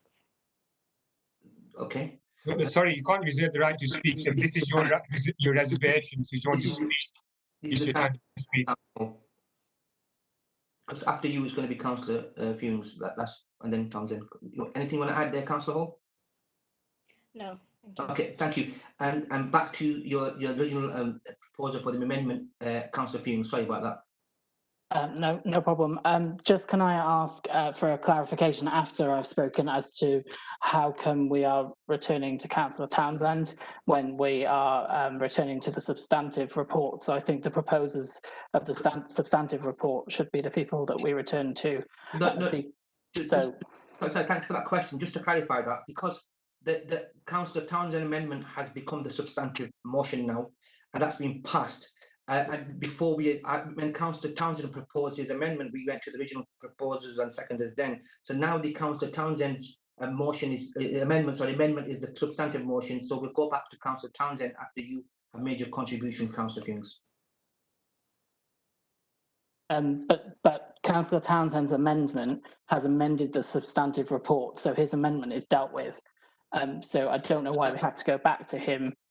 Because I think we need to go back to the people who proposed the substantive report. Yes, we do. Yes, we have to go back to Charlie and Councillor Briggs and Councillor Lishman. At the end, okay, fine. Thank you. That your point of clarification noted then. Thank you.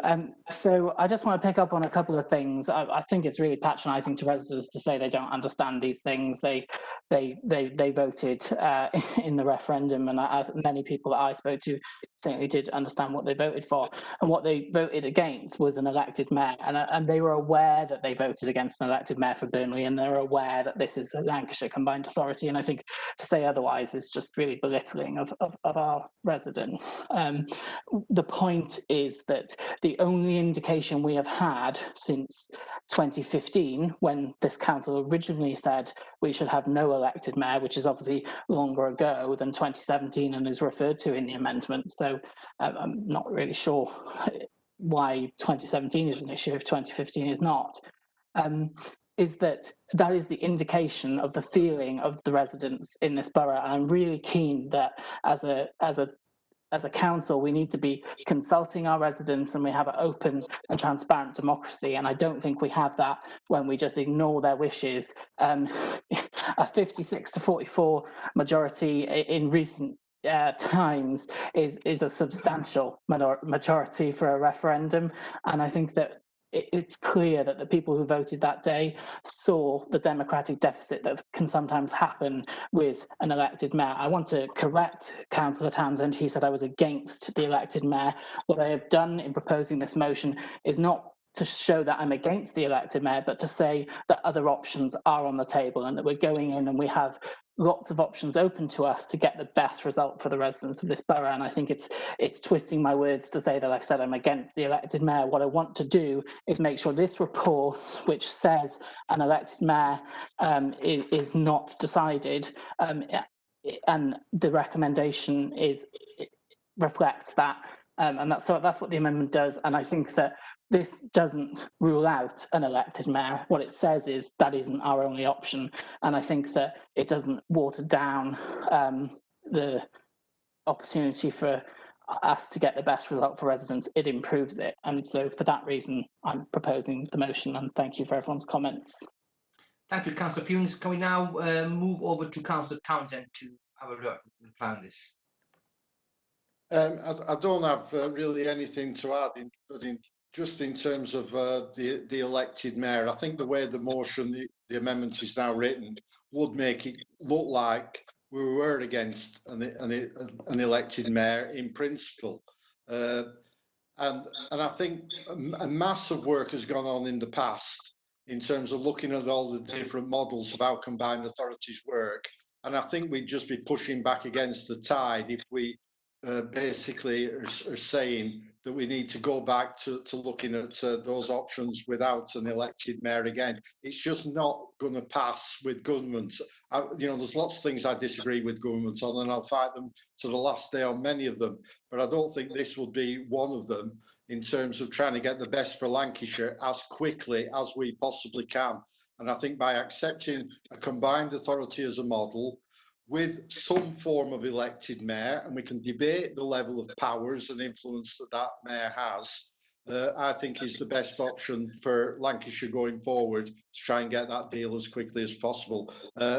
Having said that, I can see where Councillor Fewings has come from, and if Lancashire leaders want to go back and have a look at previous other models, including non-mayoral, let's leave them to do it if they want, and that's why we'll be abstaining on this vote. Thank you, Mr. Mayor.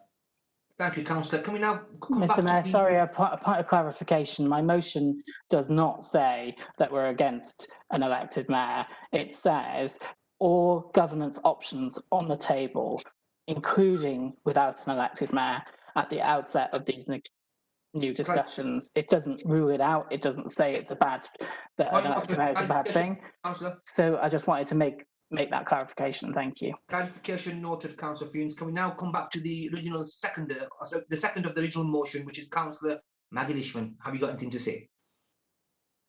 Thank you, Mr. Mayor. I would just simply say that this motion still very clearly says that we will explore the options. It does not commit us to anything. But I have to say, in reality, that on this occasion, I agree wholeheartedly with Councillor Townsend, that reality has to be that we will be looking at an elected mayor with a combined authority, because the government has already trailed this very clearly. Whether we like it or not, that's what we face. Therefore, the idea to reduce the powers of that individual or to limit the powers is one that I accept. I'm afraid I'm a realist in this instance, and I think it's important that we do explore, as this motion says. Thank you, Mr. Mayor. Councillor Lishman, just wanted to say you've got a fine collection of books there in the background. Well done. Okay, can we come back to... Can we come back to the original motion proposer, which is Councillor Briggs? Thank you very much, Mr. Mayor. I just want to say I'm very, very happy with what Councillor Townsend's done. I'm sorry, Councillor Fewings, if we don't get on this bus, as we are doing now, we're going to be in a bit of a mess. I'm not right sure whether the white paper will come out in September. I've got a funny feeling it'll be later on in the year, maybe October, November. But if we're not on that bus, we're going to cause all sorts of havoc. And like I said earlier on in the meeting, today's meeting over in Preston was an absolute shocker.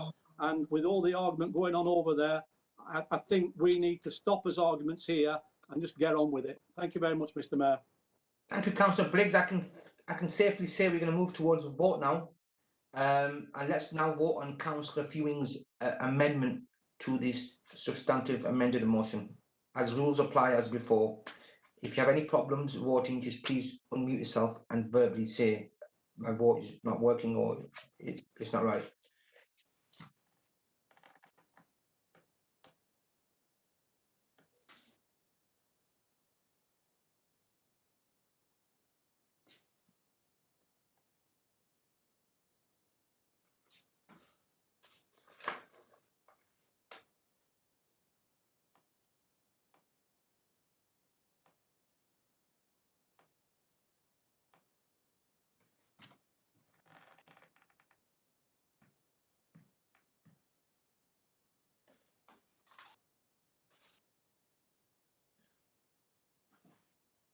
How you getting on, Alison? How are you getting on?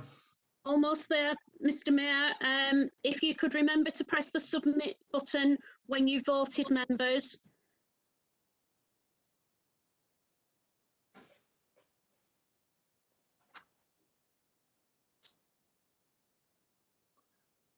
Councillor Mihana, can you just have another look and see if you need to press submit?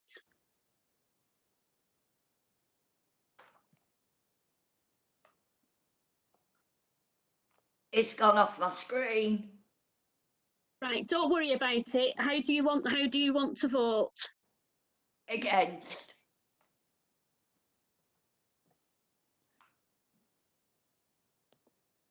Okay, just bear with me 1 second then. Thank you.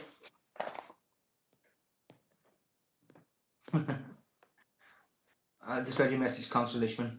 Gordon. Noted.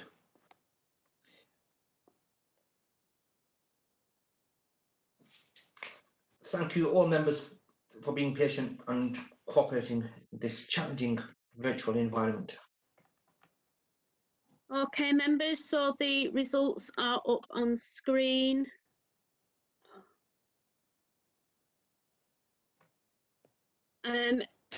It's indicating 8 votes against, plus 1 from Councillor Mahana is 9 votes against, 3 votes for, and 32 abstentions. If those members that did vote could just confirm their vote, I will just scroll down there.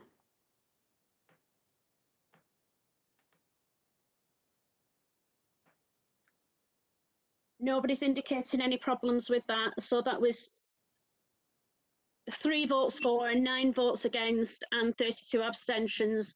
So that amendment falls, Chair. So that amendment has fallen, and we will stick with the substantive motion as amended and passed, carried by the amendment by Councillor Townsend. Am I right, Alison? That now needs to be voted on as the substantive motion, Chair. Okay, so now it's going to be voted. We've had the amendment vote, but now we're having a substantive motion vote. Am I right? Yeah, yeah. So we ask you to vote now for the substantive motion, which is amended by Councillor Townsend, seconded by Councillor Lampe. Yeah.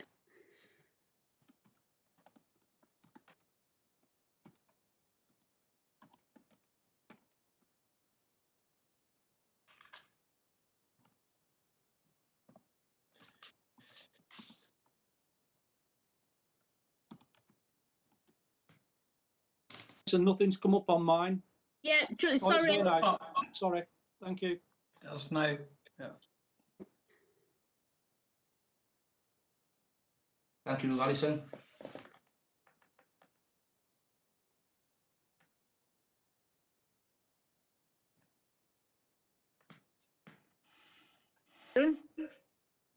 Alison. Who's that? Councillor Roper. I'm not clear which way I'm voting. I want to vote with Councillor Townsend. Now, Okay, so you need to vote for, because Councillor Townsend's amendment became the substantive motion. So Right. if you wish to vote with Councillor Townsend's motion, that's for. Thank you. Alison, I'm not getting anything on my screen. Okay, how would you like to vote, Councillor Mahana? Or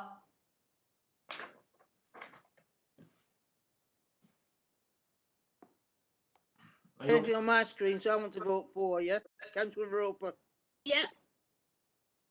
Oh, it looks like you've started. Right, okay, and Councillor Roper is for as well.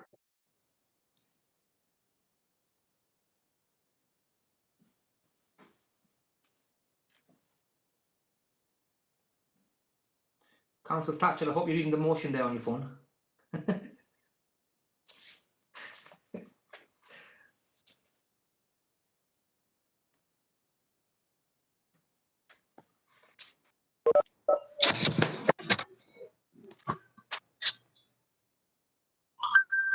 Okay, members. Oh. Okay, so we have an additional 2 votes for the motion, Councillors Mahana and Roper. So that's 38 votes for. If everybody could just confirm that their vote is as intended.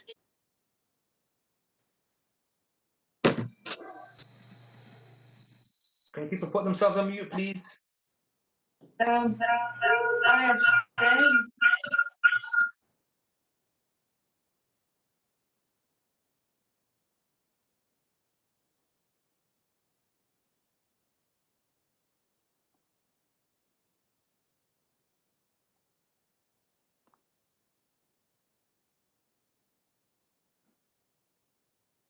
Okay.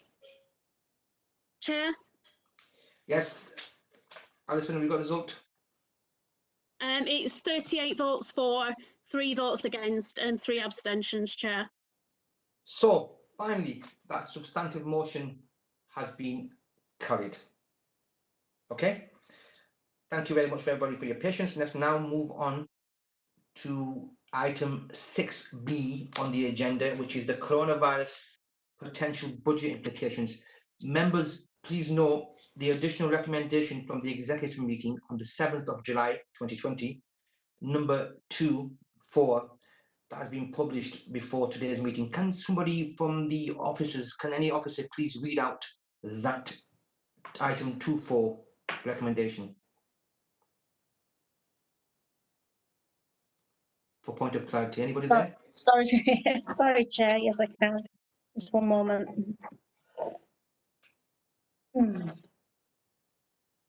Yes, 2-4 says that it be recognised that the additional funding has been received from central government following publication of the agenda and reports. Thank you, Imelda. Appreciate that. Now, can Councillor Margaret Lishman please move the report? Thank you, Mr. Mayor. I will move the report, but before I speak, could I just remind members that they had an email yesterday indicating that in Appendix 1, under the section on total government support, that the narrative indicating amounts, they've been swapped on page 49.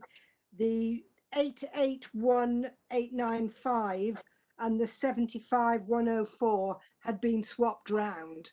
So you've all had a note on that, so you should notice it. I'll now begin, if I may, to propose. I don't bring good news to the council on the financial situation that we face as a result of COVID-19. Like many businesses in Burnley and like many of our residents, we do face hard times.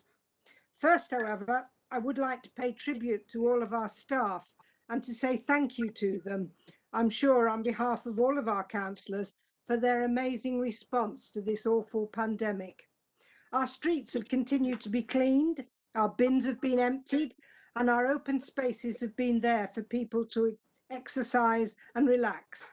Our staff have worked to answer and to deliver help to many local people who've needed that extra bit to get through. In addition, the council's partnership with Calico, Burnley, Pendle and Rossendale CVS, and all the charities and volunteers and Burnley Football Club in the community in the Burnley Together hub has been fantastic. And I'd like to say thank you to everybody from the bottom of my heart. Now for the bad news. You've read in the papers, so you are aware of the current, you've all read the papers, so you are aware of the current projected deficit. You will have also possibly heard Mr. Jenrick announce further relief funding for councils.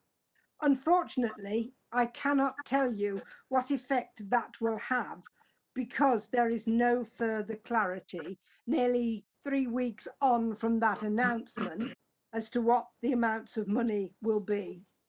We will continue to lobby for extra monies and will carry on working out options to mitigate the financial impact. At present, I am not looking to introduce an emergency budget.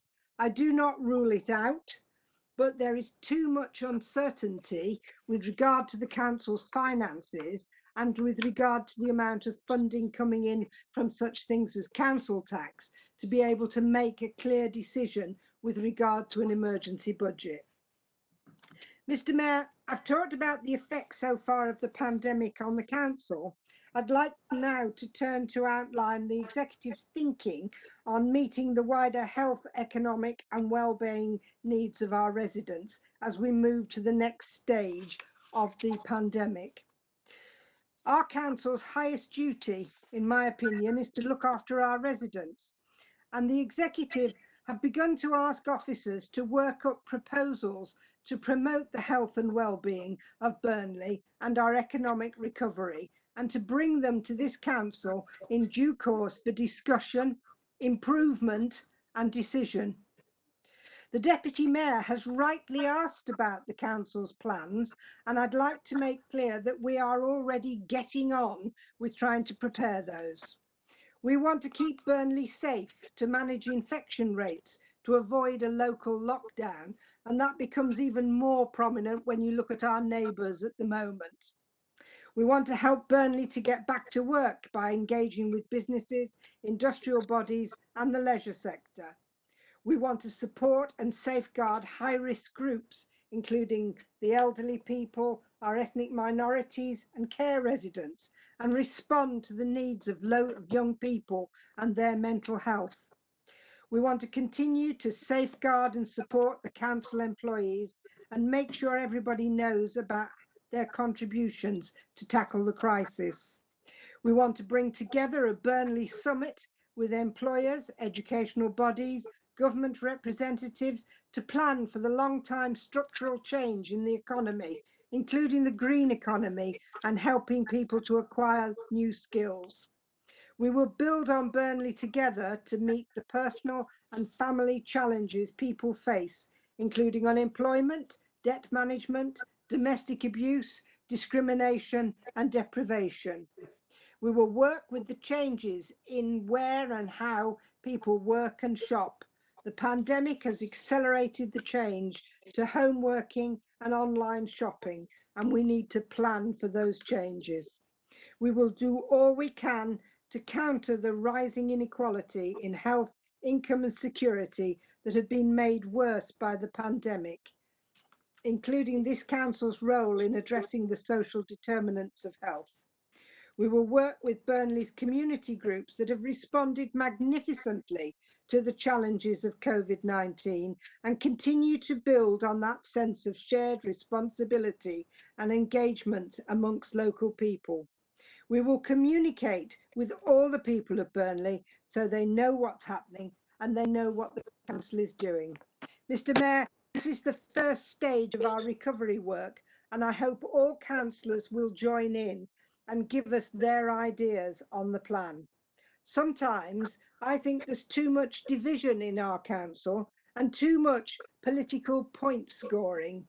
Now is the right time to come together, just as so many local people have done, and work together for Burnley's future. Thank you, Mr. Mayor. Thank you, Councillor Lishman. Councillor Charlie Briggs, will you second this report, please? I second that report, Mr. Mayor. Any member?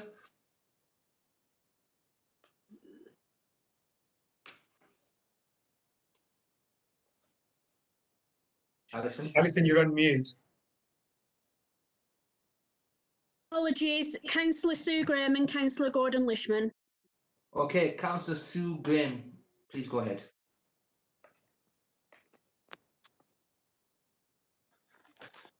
Thank you, Mr. Mayor.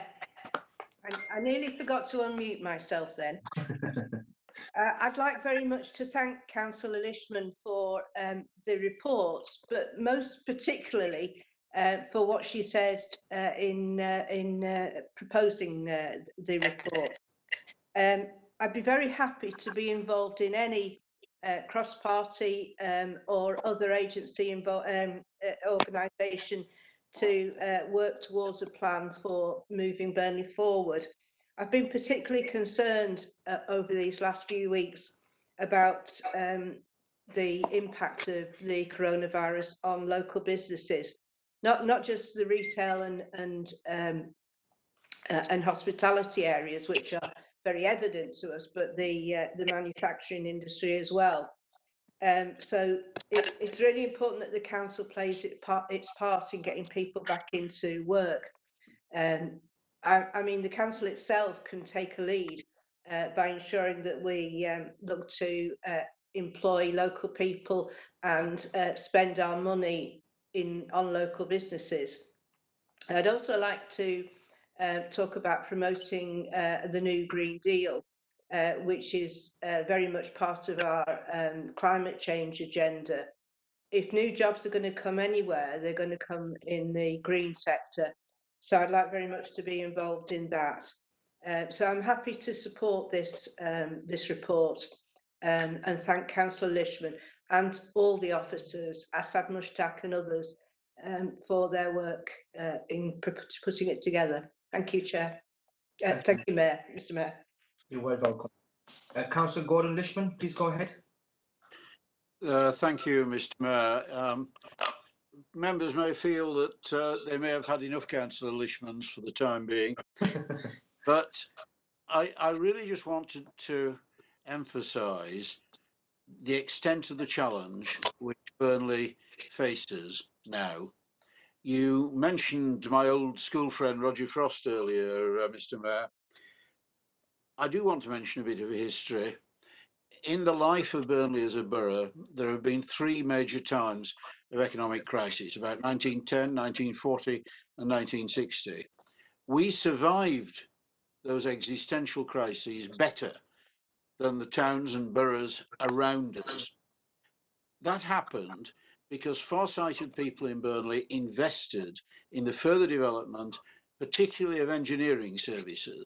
And it was the base that our then town clerk got for us in 1940, which saw us right through to current day with the businesses and the industry that we have here.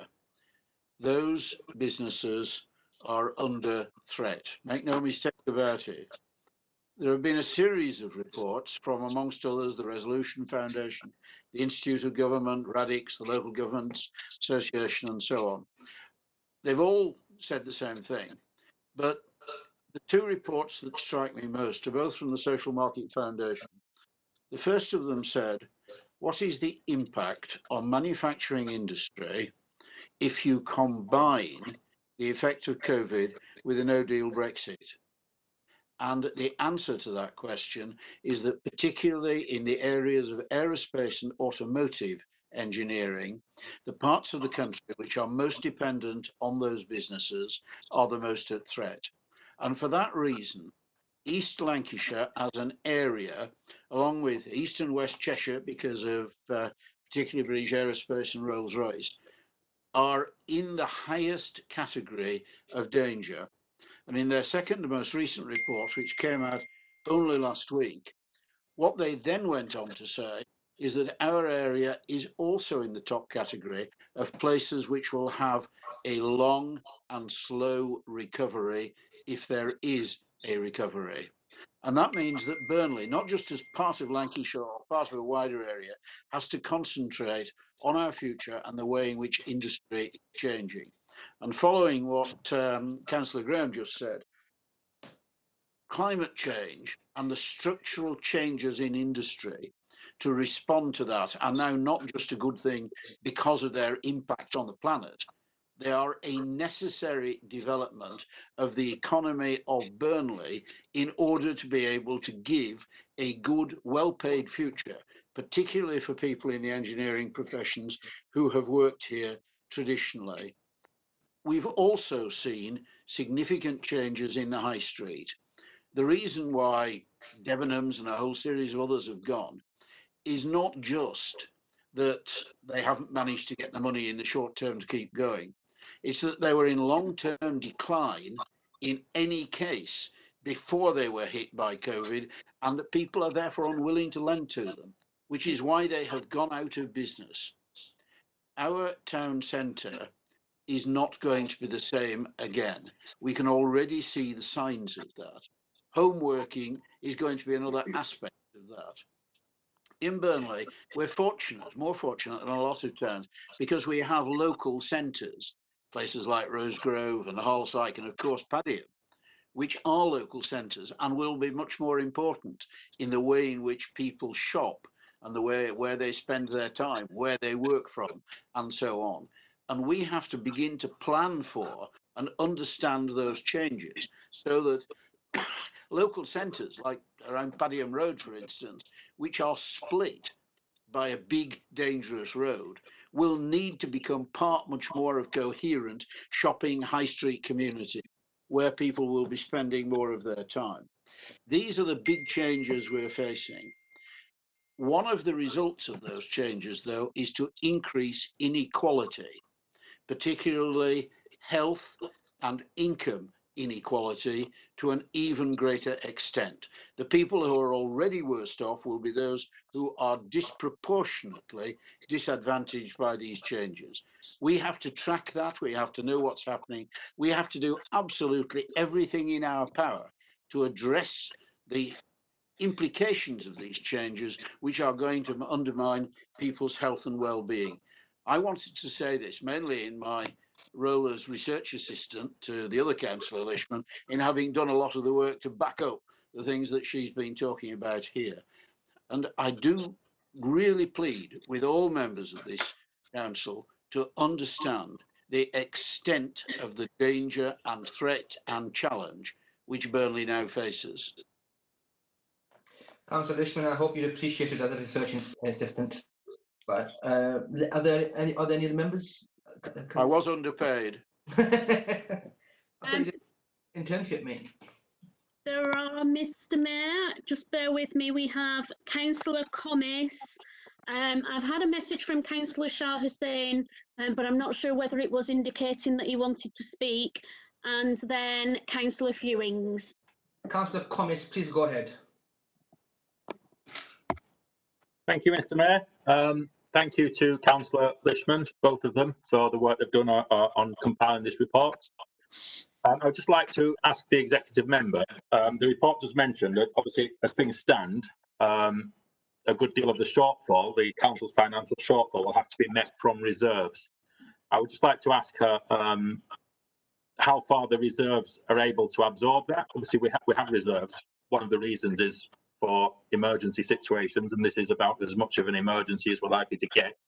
But we can't just dump all of the reserves. How far are the reserves able to absorb this shortfall, and what work has been done in that regard? Can I ask Councillor Hussain? Are you there, Councillor Hussain? No. You're mute, Alison, by the way. He's indicated it was a mistake, Chair. Okay, try not to make that mistake again, Councillor Hussain. Can we move on to Councillor Fewings, please? Thank you, Mr. Mayor. I want to echo comments of thanks to the officers and councillors Lishman on this report, and I broadly agree with the speakers we've had, so I'm just going to pick up on where I sort of disagree with what's been said.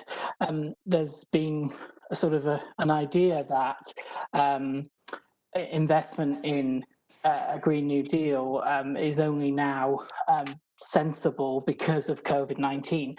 The Green New Deal and the architects of the Green New Deal got together in 2007 in flats in London, and that included Caroline Lucas, obviously the MP for the Brighton Pavilion, and the whole purpose of it was to deal with the financial crash that happened in 2007, 2008, and looking forward to the future, knowing that we needed to invest in these technologies and create sustainable jobs for our residents around the country. So I just want to highlight that actually this has been economically sensible for over a decade, and it's great that everyone's now on the same page, but you know that the green economy has been demonstrably capable of providing good quality, skillful jobs for everyone for some time, and so I wanted to make that point. And the other point to make is the Green New Deal is not just about new jobs in the green sector, but it's about readdressing some of the social inequalities that we have faced in society in the past. And so, yes, there's a green economy and there's tackling climate change, which, by the way, climate breakdown is a sledgehammer compared to the nuts of COVID-19. But it is also to make sure that the people that have been left behind over decades and decades, the poorest in society, are not left behind, and that balance is redressed. So it's really important to understand when people are talking about the Green New Deal, they're not just talking about jobs and good, high quality jobs for that matter. They're also talking about social justice and addressing inequality in society. And we need to make sure both of those things are done. And we're in so much need of that right now. As Councillor Gordon-Lishman very succinctly put, we're at extreme risk in East Lancashire right now. Thank you. Thank you, Councillor Fearing. Alison, I'm not taking any more contributions. I did note Councillor Collis did have a question which I thought is in the report, but can I just ask Councillor Lishman just a very quick reply to the question of Councillor Collis? I think, as I said, Mr. Mayor, theoretically, the answer is I don't know, because I don't know what the numbers are at the moment, and I would be a foolish person to say that we had enough in reserves, because I don't know what all of the demands will be on the council. I don't know what all the income will be on the council, and I've no idea what the government's going to give us. So I'm sorry I haven't got my crystal ball with me this evening. Not this evening, but that's fine. Let's leave it there for the time being. Let's now move over to the vote, move progress. As is a normal now, new normal in terms of the meetings, Alison will launch the vote, and anyone got any problems, please let us know.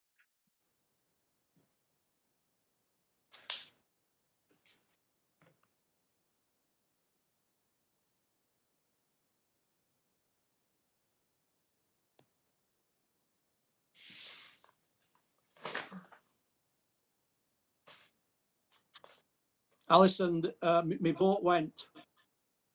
Is that Councillor Briggs? Yes, it is. How are you voting, Councillor Briggs? I'm voting for it. Thank you. Councillor Cant, have you got an issue there?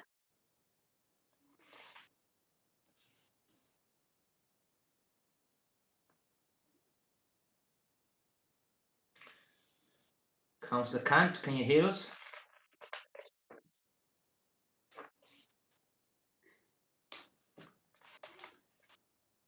Just bear with me while I try and get to Councillor Cant. Thank you, Alison. Councillor Cant, have you got an issue? I've unmuted you, so you should be able to speak. Yeah, no, I'm fine. I just popped out for a moment. Right. Okay, thank you. Yeah, I can see that that's been done now. It's results time. It will be when my laptop behaves.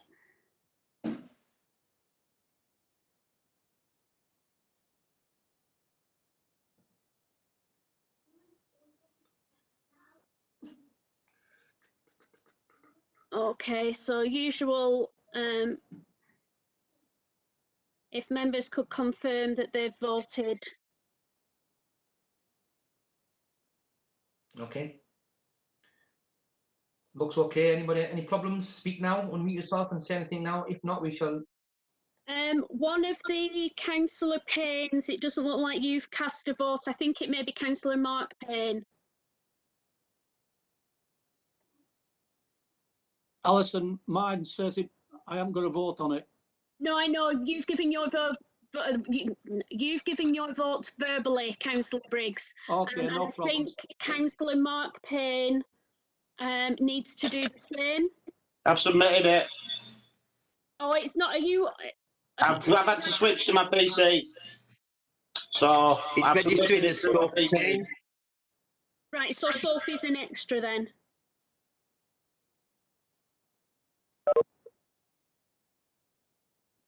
We've lost Councillor Lishman for where's Councillor Lishman gone? Councillor Lishman did say that she was having charging problems with her iPad, so she will join us with the other Councillor Lishman or on another device. I'm on another device. That's good. Okay, so with one verbal vote, we've got 42 votes for, so that's carried, Chair. Thank you very much. That is the motions, the items carried. Let's move on to item 6C, which is the item 6C on the agenda, which is constitutional updates and council delegations. Councillor Charlie Briggs, will you please move the report? Move the report, Mr. Mayor. Councillor Maggie Lishman, can you please second the report? Second the report, Mr. Mayor. Any member? Sorry, Mr. Mayor, just bear with me. No. No member. If there's no member now, can we then go to the move to the vote and normal rules apply?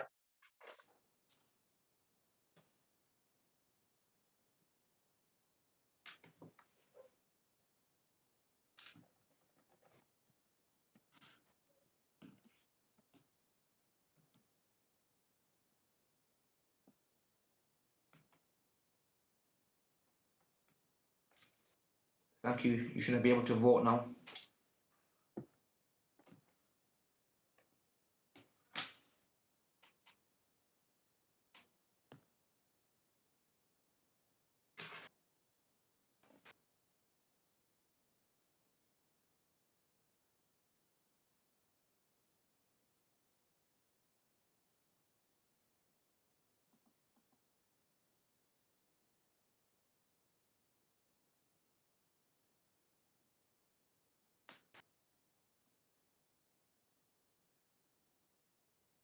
How are we getting on there, Alison? We've got a few members that don't appear to have started. Could you all check your iPads, please?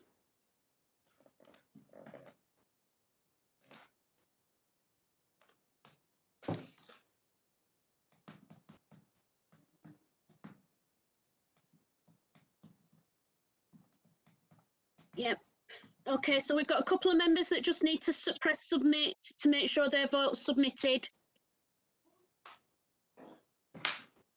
Councillor Kelly, can you just check that your vote is submitted? There should be a button that says submit somewhere. Please unmute yourself, Councillor Kelly. Please unmute. For this, it's gone. Right, okay then. How are you voting for that, Go on. Councillor Kelly? Okay, lovely.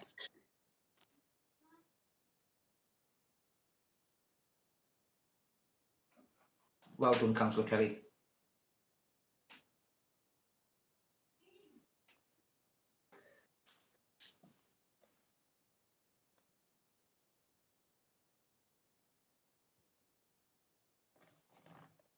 Okay, members, so that's 43 members voting for. Unless anybody didn't intend to vote for, all those votes have been cast. Yeah. Properly. Okay. Let's move progress. That item has been carried. 6D, item 6D on the agenda, constitution and appointments of committees, working groups, forums and panels for the 2020-21 municipal year. Can I ask Officer Catherine Woodby to come in and just explain the procedure here for this vote? Thank you, Mr. Mayor. This item revisits two appointments which were made at the Appointments Council on the 27th of May. Firstly, there was an issue that Councillor Margaret Lishman should have been appointed as a qualified place on Audit and Standards Committee to replace Councillor Baker. And members will be aware that appointments to Audit and Standards were not contested. And the second issue is at the last council meeting, there ought to have been a vote on which councillor should be the lead member and which should be the substitute member for the appointments to the LCC Health Scrutiny Committee. And so a vote will need to be taken on that particular issue. So can I ask you, Mr. Mayor, if you could ask Councillor Briggs to move the report and Councillor Maggie Lishman to second the report. Councillor Charlie Briggs, can you please move this report, please? Mr. Mayor, I move the report. That's very kind of you. Can I have Councillor Maggie Lishman seconding that report? Second the report, Mr. Mayor. That's brilliant. Any member?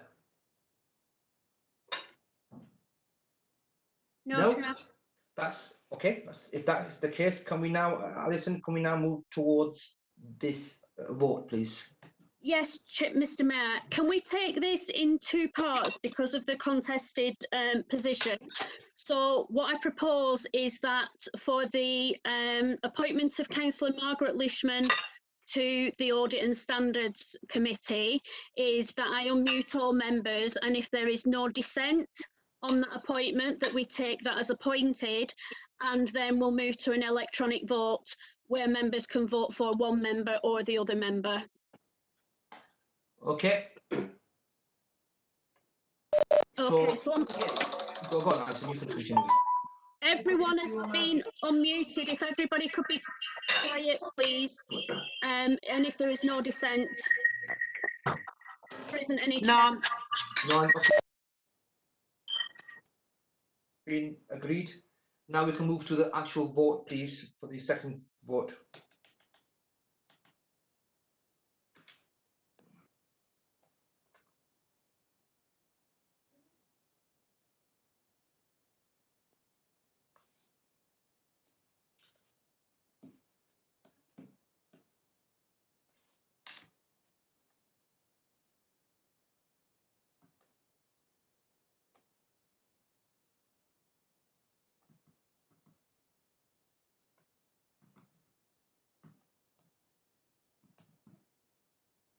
Councillor Ishtiak, are you having an issue there?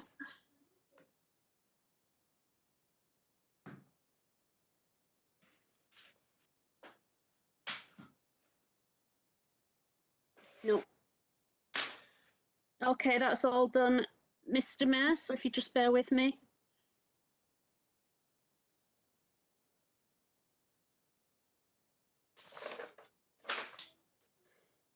Okay, so that was 23 votes for Councillor Leanne Pate, 20 for Councillor Tracy Kennedy. If you could all confirm that your intention is reflected on the screen.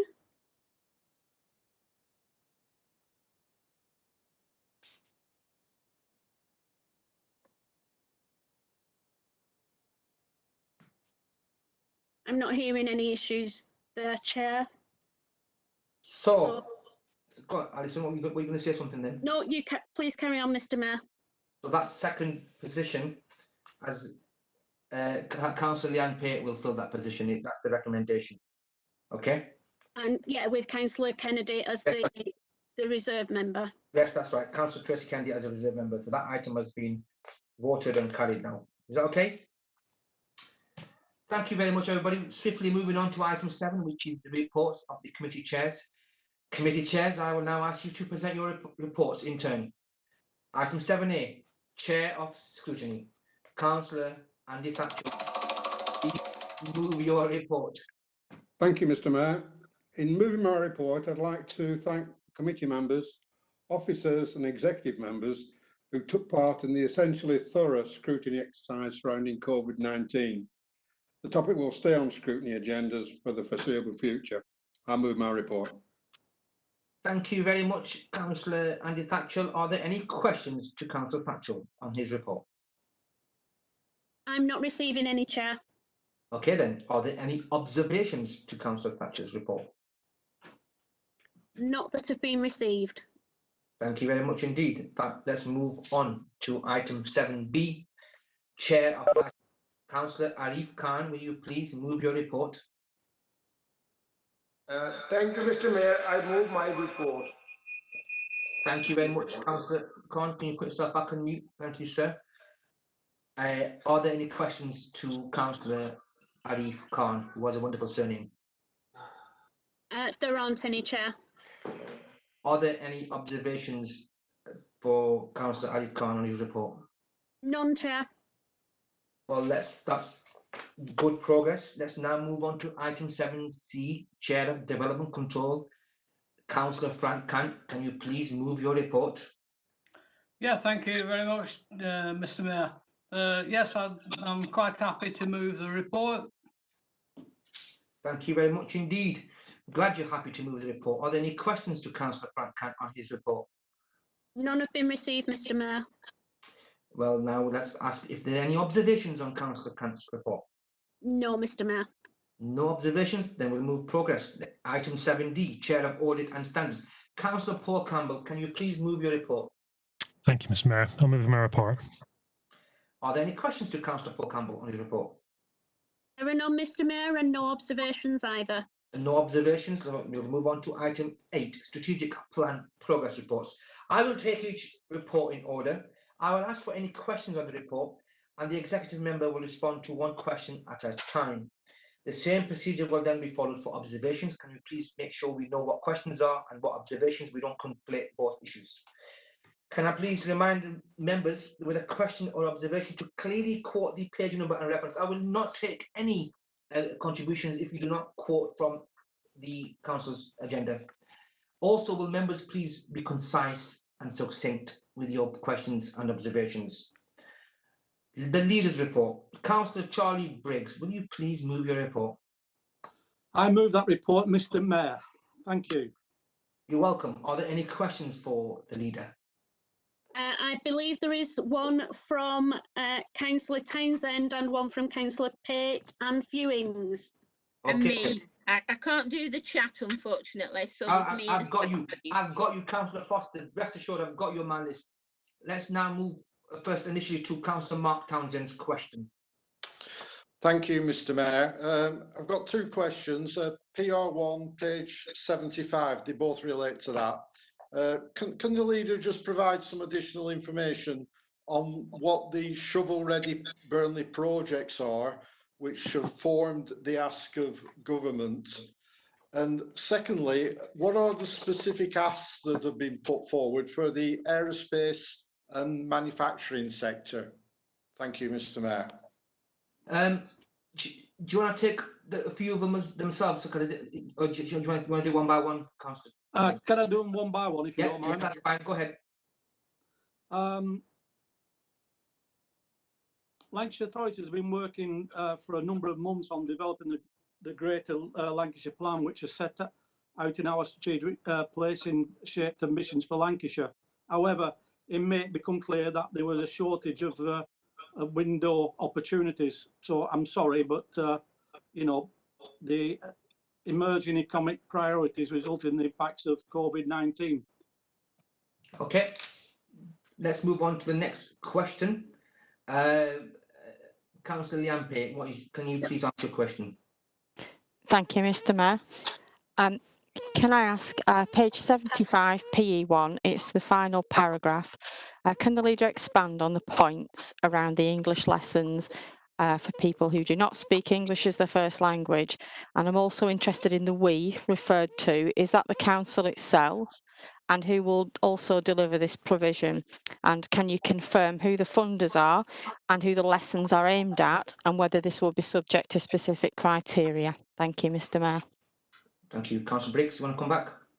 Yeah, I'll come back. I'm sorry, Councillor Pate. I'm not right sure. I know we've been successful, but I'm not right sure on the rest of it. But I will come back to you as fast as I possibly can. Okay. Councillor Fewings, you have a question. Thank you, Mr. Mayor. I've got a couple. So first one is on page 74, PE1. The strategic commitment includes improving residents' health, and this links in to PR1 on page 75 as well, where it talks about strategic projects and infrastructure. So what I wanted to ask is, what are we doing around active travel in the borough? I think that we've all talked about how we need to move to, you know, a Green New Deal. That includes prioritising active travel, which obviously brings in jobs and increases the health and well-being of our residents. And I'll give an example that I've been banging on about for a very long time. There is no crossing for people on Manchester Road other than right at the top of a very steep mile-long hill by the former Spa, and residents of like Cleveland Road and Healywood are so scared to let their children and also themselves cross a busy Manchester Road during rush hour that they drive their children to school, and they've explicitly told me this is because of the safety concerns they have of crossing that road. I've asked Lancashire County Council so many times to put in a crossing there. It's a dual carriageway, it's really, really busy, and we need to look at things like that as part of these infrastructure projects, not just the huge ones, but little ones that are going to have a really big difference to the ability for people to travel in an active way. And then just on PR1 at the bottom of page 75 again, it talks about the Lancashire Enterprise Partnership, and I think we've seen in previous reports that you know, part of the prioritising that they're going to be doing is lobbying for investment in the nuclear industry. And I made this point at scrutiny, but I'd like to make it again. Nuclear power is so expensive compared to renewable energy. The Hinkley Point price is £92 per megawatt hour, and and that isn't even built yet. On this day, Councillor there Field, are... Councillor Field, I'm just checking. Are you coming towards an observation or is it a question? Question. I'm still on questions. We're not on observations yet. So what I'm asking for is, can the leader please, when lobbying the Lancashire Enterprise Partnership, point out that the nuclear industry is double the price of onshore wind and offshore wind right now, and it's not even built yet. So that is not the right technology for us to be investing in the future. And then the final point is around, in the same paragraph again, page 75, PR1, the investment and support for the sector support for aerospace and manufacturing. The point that I've been made a couple of times in scrutiny, etc., is that we need to invest in the people that are employed in the aviation sector, but the sector itself is on its knees and due to COVID-19, but also it's not going to get back to where it was because of the climate emergency. So please can I ask that the leader lobbies for employees to get the support rather than the sector itself. Thank you very much for them questions. Councillor Briggs, can you please respond to them 3 questions that I certainly will. I certainly will. The first one, yeah, I've got some concerns about roads and things around Burnley. I'm not very happy that Lancashire County Council are not putting into position things what they should be doing, slowing traffic down, etc., etc. So I will be taking that up with the County Council in the next few days, if you like. Going on to the LEP, yes, I quite agree with you, and I will be lobbying the LEP. I'll also be lobbying our MP on Friday when I have a meeting with him. I'll lobby him there as well and see what he says on the subject. And the final one, I totally agree, and we've been talking to the MP over the last couple of meetings with him to try to get something into situ for the people of Burnley and the surrounding areas because of the aerospace downturn. So again, I'll come back to you when we've got some agreement with it. Thank you very much for that, Councillor Briggs. Can I now bring in Councillor B. Foster for your question? Whoops.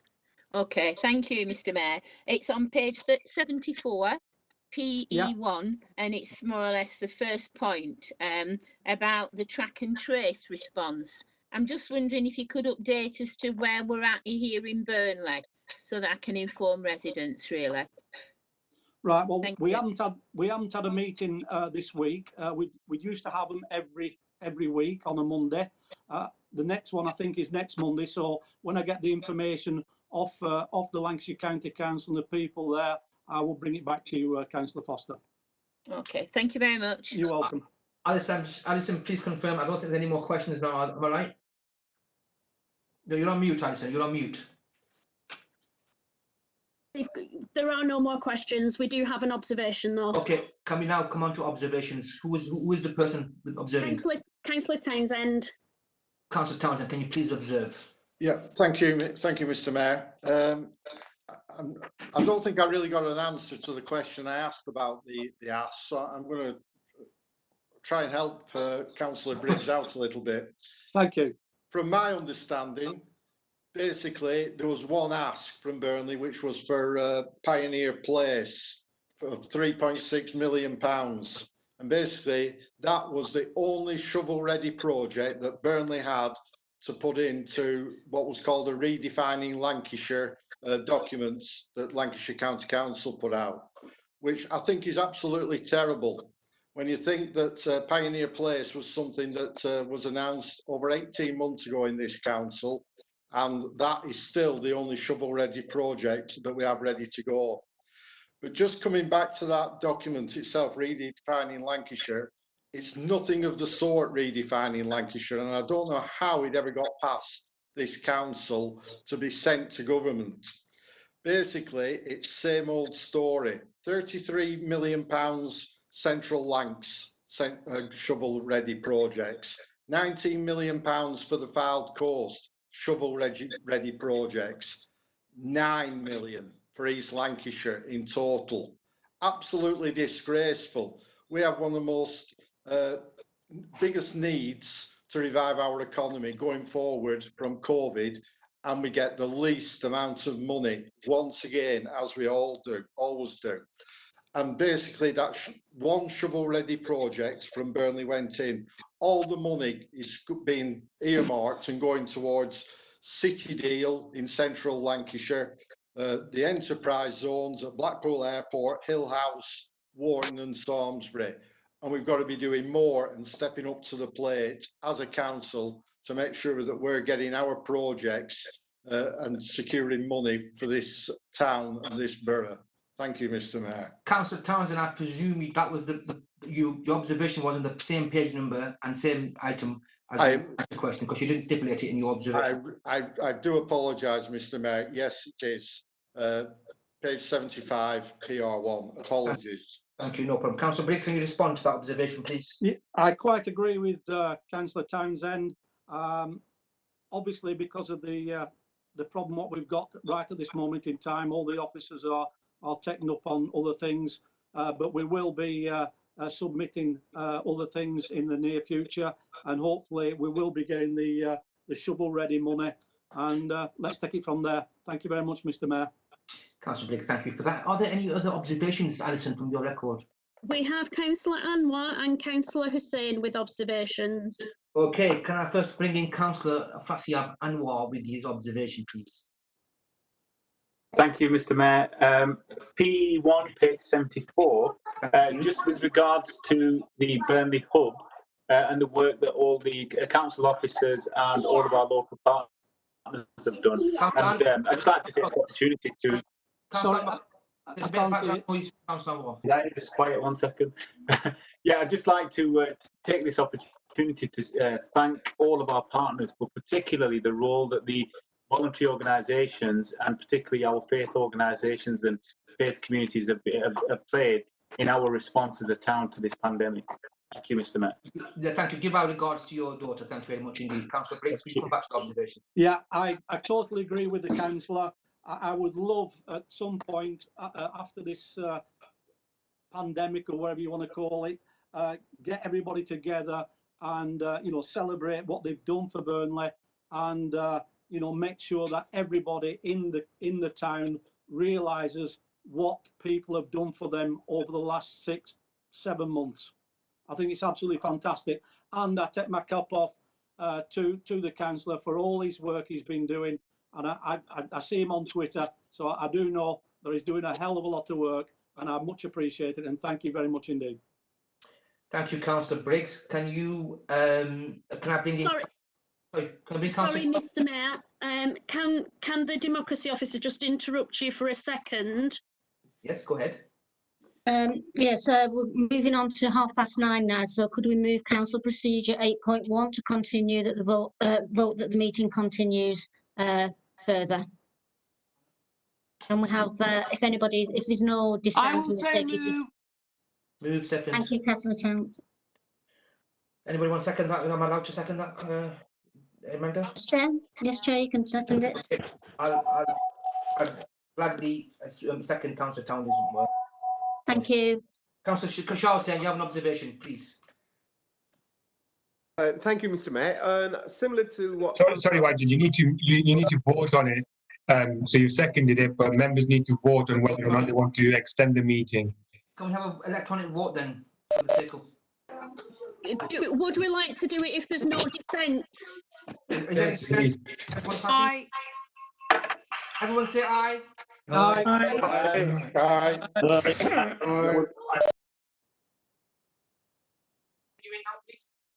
Aye.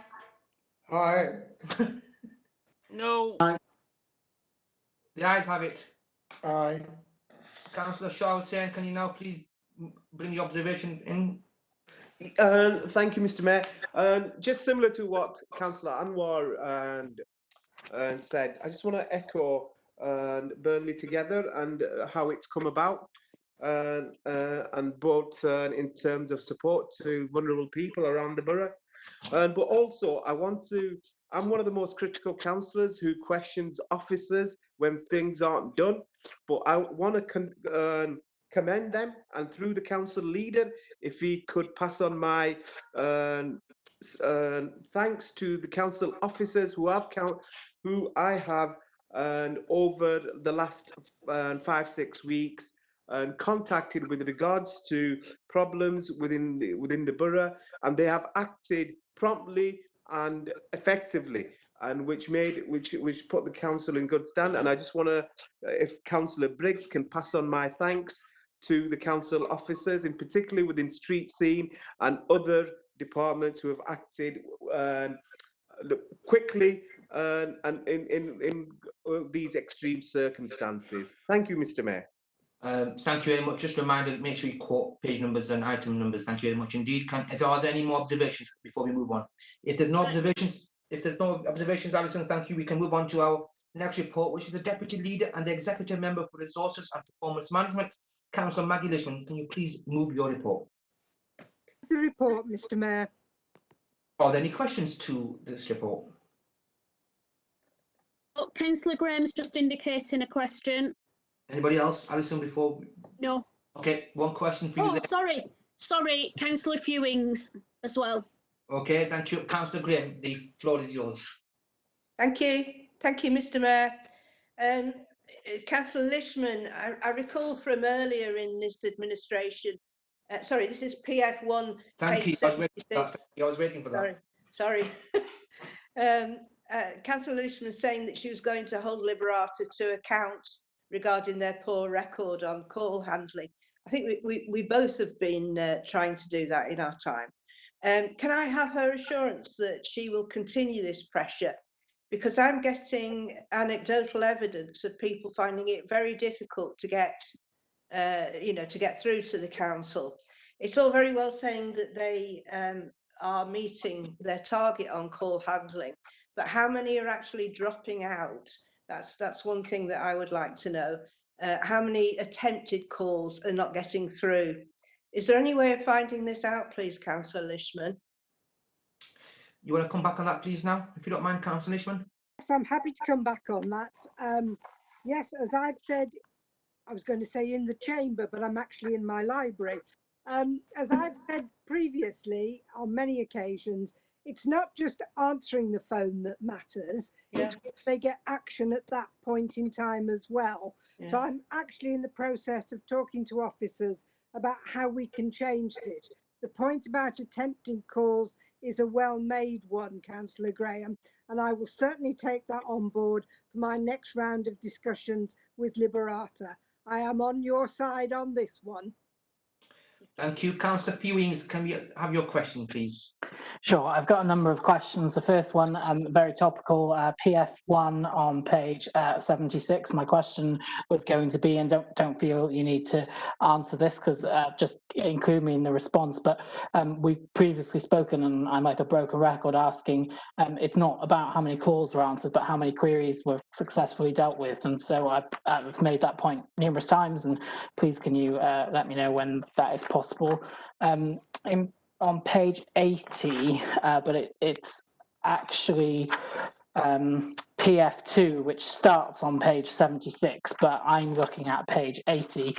Right at the top of the page, it says stonework repairs and then goes on to talk about the repairs to the town hall. When we passed the motion in relation to the stonework repairs, it was a confidential report, and I asked at the time, could I be notified when that was no longer confidential, because I had a number of residents asking me queries about what was going on. So can I ask now, is that that it's included here? Can I just check, has that confidentiality been lifted?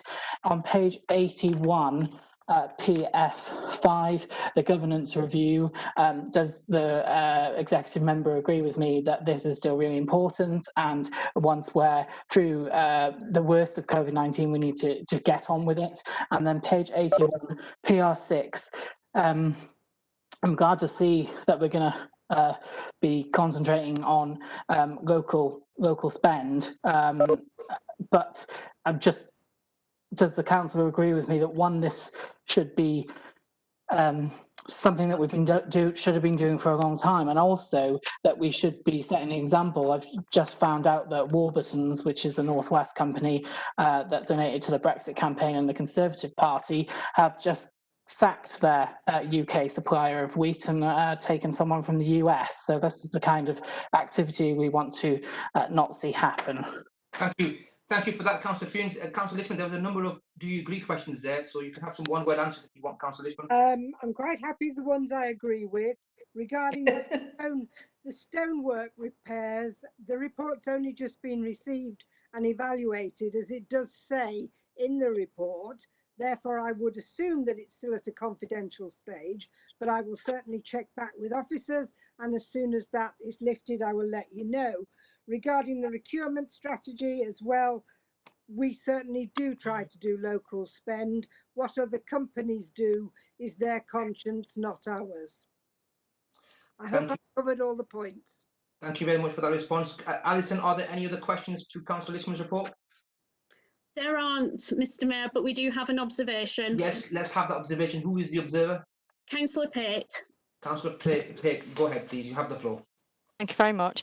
It was just to pass comment on page 83, PF6, around the homelessness group. The tense of the wording there was very much in the past.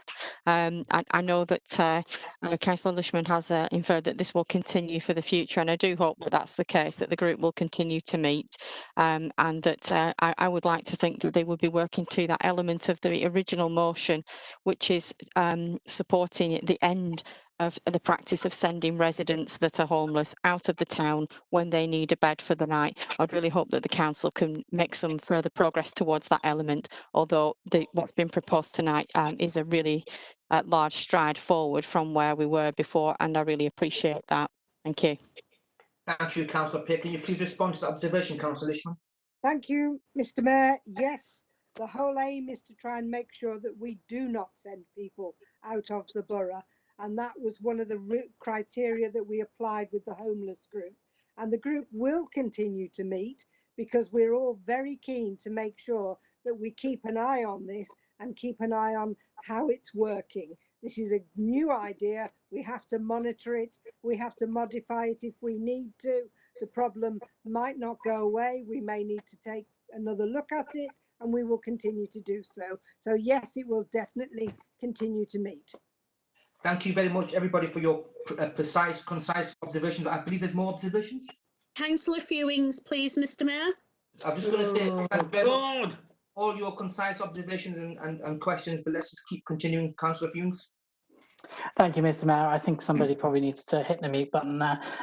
Just on page 81, PR6, it's an observation as a result of the response that I got. I understand that obviously we can't control local businesses, but I think my observation is that perhaps the executive member could speak to the other executive members who will be looking at the recovery generally and who is getting support in the sector, and perhaps rather than just giving out money willy-nilly, we need to attach some conditions to that, which will include climate change objectives, also workers' rights, and in this case, ethical conduct to the local economy. Thank you. Thank you very much for that. Appreciate that. Councillor Lishman, can you quickly come back on that, please? I'll be happy to do that. Thank you, Mr. Mayor. Okay, thank you. Thank you very much for your response. Can we now, if there's no more observations, thank you. Let's move on to the Executive Member for Housing and Leisure, Councillor Ivor Emo. Will you please move your report?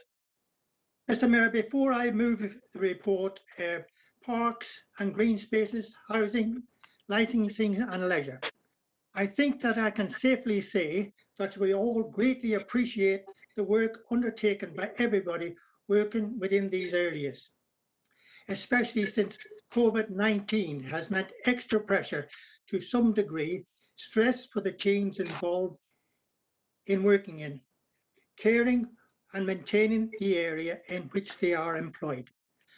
Mr. Mayor, I move the report. Thank you, Councillor Emo, for moving. Are there any questions, Alison, on your list? Yes. Sorry, my screen's jumping. There are lots of them. Councillor Harbour, Councillor Pate, and Councillor Fewings. Just one before you. Are there any more questions? Can you please indicate now? We can put you in a list. Okay, let's move on then. Councillor Harbour, please. Could you please ask your question? Yes, thank you, Mr. Mayor. My question regards to page 84, PL4, and it's around the play strategy. And a two-part question, Mr. Mayor. Why is the review taking so long? And the play area improvements that were promised, are they now at risk because of this review? Thank you, Mr. Mayor. You're very welcome, Councillor Harbour. Councillor Emo. I can't give you a full answer on that one at the moment, but I will come back to you, Councillor Harbour. Is there any indication when you're going to come back, or is it just later on? ASAP. Okay, thank you, sir. Thank you very much, Councillor Emo. Councillor Pitt, please. Thank you, Mr. Mayor. Just to echo Councillor Emo's thanks to the staff, because they have been amazing, particularly those that have had to deal with the crematorium. Page 85, PL4, is with regard to the weed control spraying, which is now behind due to circumstances completely out of the control of the council around furlough. So can the executive member tell us what plans are in place to ensure that this work gets back on track, and will any additional resources be employed in order to catch this work up? Thank you. Thank you. Yeah, we are in great progress with that. As you know, the furlong has kept things behind a lot, and of course then the glyphosate, that is another one that's holding up a lot of the work because it's taken more time to carry out this process. Thank you, Councillor Emo. Question from Councillor Fewings. Thank you, Mr. Mayor. I have a few. I'll be as brief as I can so that councillors don't exhale very loudly.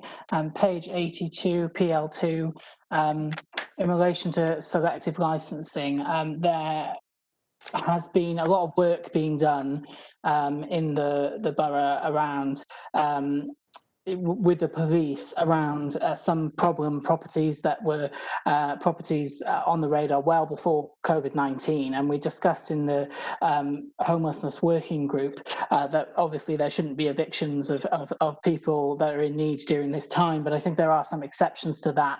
I think that people that have been displaying criminal activity and causing absolute dire circumstances for their neighbours for months and months on end fall within that category. I'm really disappointed to see that a decision that the police thought would result in a closure order was decided, that the council decided not to take any action this week. So I can't go into any details about that because obviously there's confidential information about residents, but I would ask the executive member to please speak to selective licensing. They'll know all about this, and please ask why that has happened. In relation to my next question, it's the same number PL2, but it's on page 83. It says the very last paragraph in PL2 talks about what work has been done to enforce against problem properties, private rented disrepair. There's been a marked increase, a huge increase of houses in multiple occupancy in my ward in particular. I'm sure other wards will have seen that. So what measures are being put in place to stop the antisocial behaviour that's often associated with, hundreds of HMOs appearing in an area very quickly without a strategy. Page 83, PL3, in relation to the new homes, we have, it talks about our partners, and I just wanted to ask, is the executive member or maybe one of his colleagues looking at the financial health of our strategic partners to make sure that we're not left with stranded assets and stranded schemes because we are going into the biggest recession in 300 years. Same number, PL3, page 83, empty homes programme. This is the fourth question. This is the fourth question now, yeah? This is the fourth question, yeah. Then I'm still waiting for a list of all the enforcement powers available to empty homes, for empty homes. Please could I be sent that? Page 84, PL4. In relation to the play strategy, I've asked a number of times, can you confirm that Jesse's Park will not be closed? I think this is about the 12th time I've asked. Please, can you come back to me? Page 85, the glyphosate under the same number, PL4. When we passed that motion, it was decided to use this hand applied glyphosate. My original motion had us using the steam foam weed control system, which would not have resulted in these delays. So can we be clear that it was the decision to not go with the full motion that has resulted in these delays, please? And then on page 86... This is the final question, am I right? This is the final question now, yeah? It is the final question. Page 86, PE2. I'm concerned about the lack of detail about the strategy for Burnley Leisure. Please, can we have some more detail on this? In particular, I've got a lot of fears for the mechanics, and I haven't seen any strategy in relation to that. Thank you. Okay, Councillor Emo, just take about 10 seconds for that.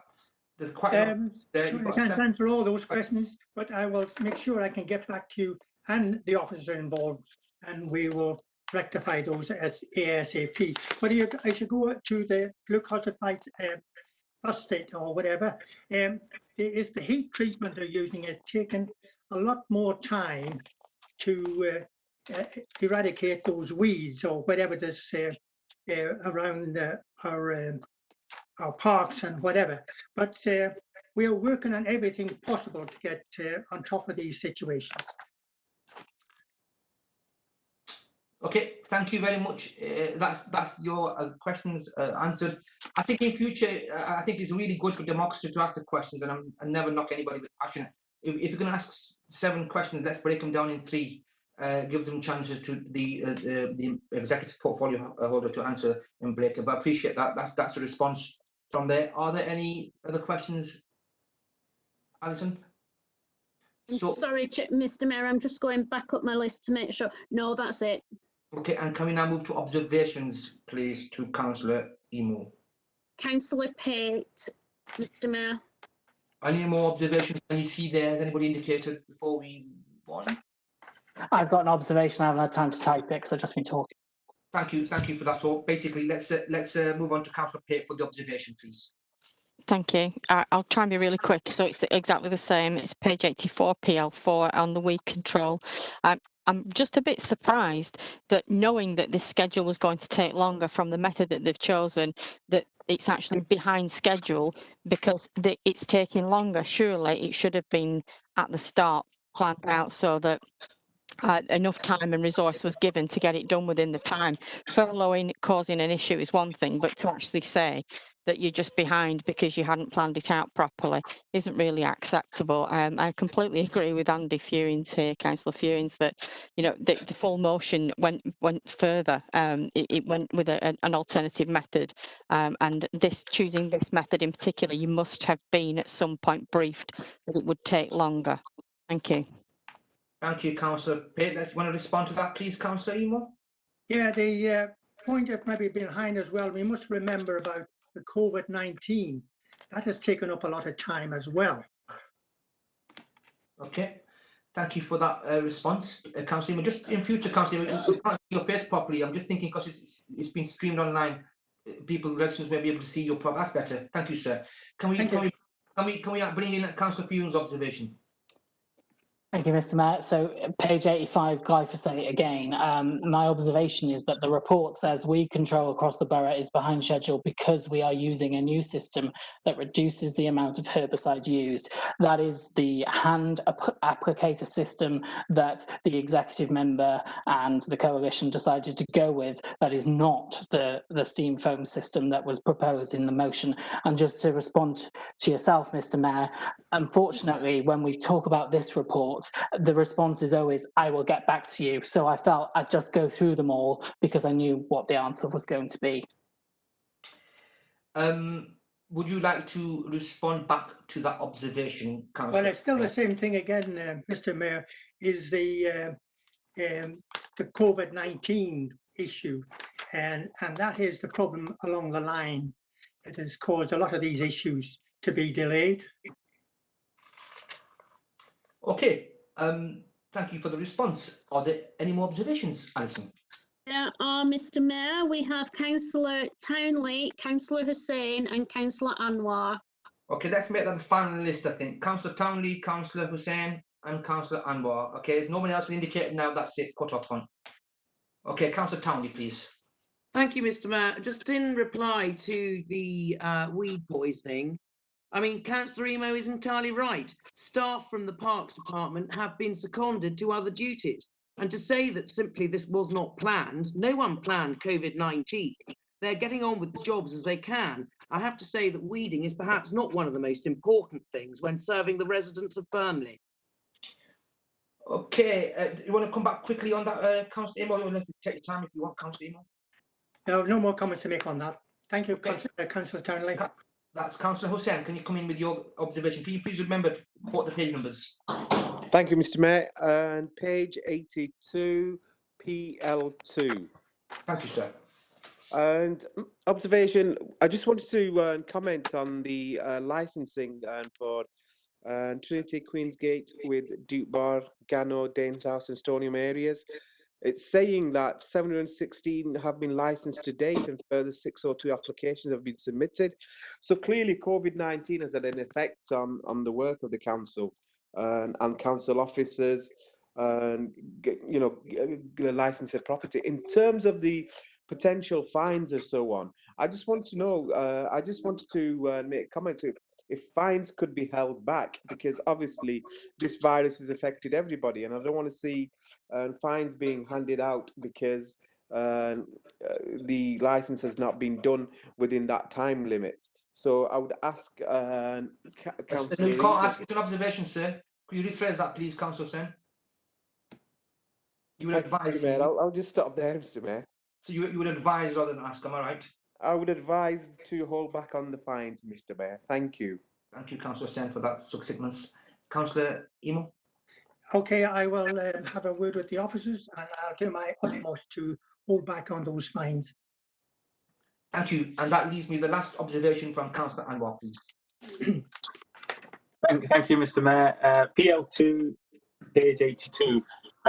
Yeah, just an observation on this is whilst we welcome the selective licensing, in my ward in particular, one thing, and possibly in other wards this might be happening, is that there are still landlords who are getting away with not vetting some of their tenants, and it's causing problems for the local communities and people who've been living in those communities for a number of years and own their own properties.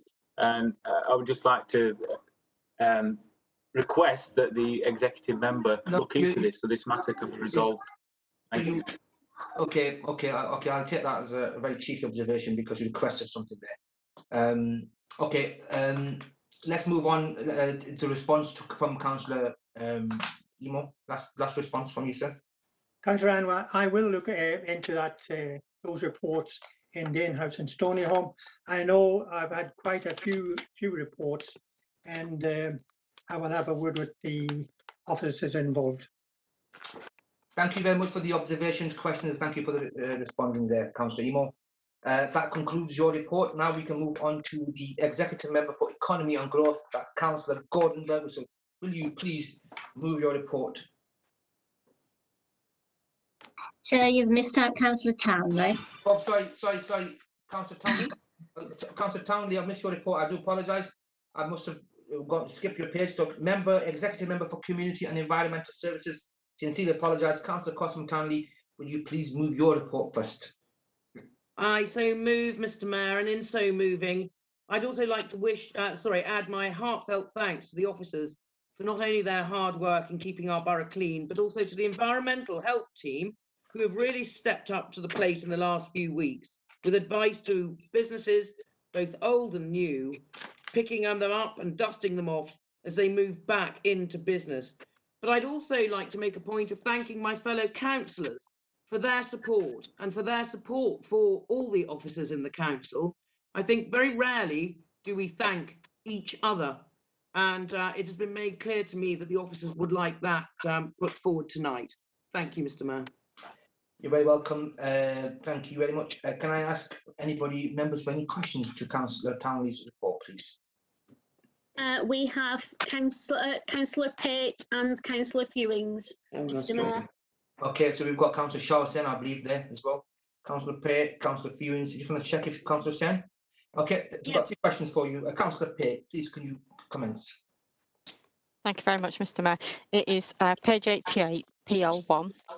And I'd just like to, again, echo Councillor Townley's thanks to the staff, because they have done a really good job.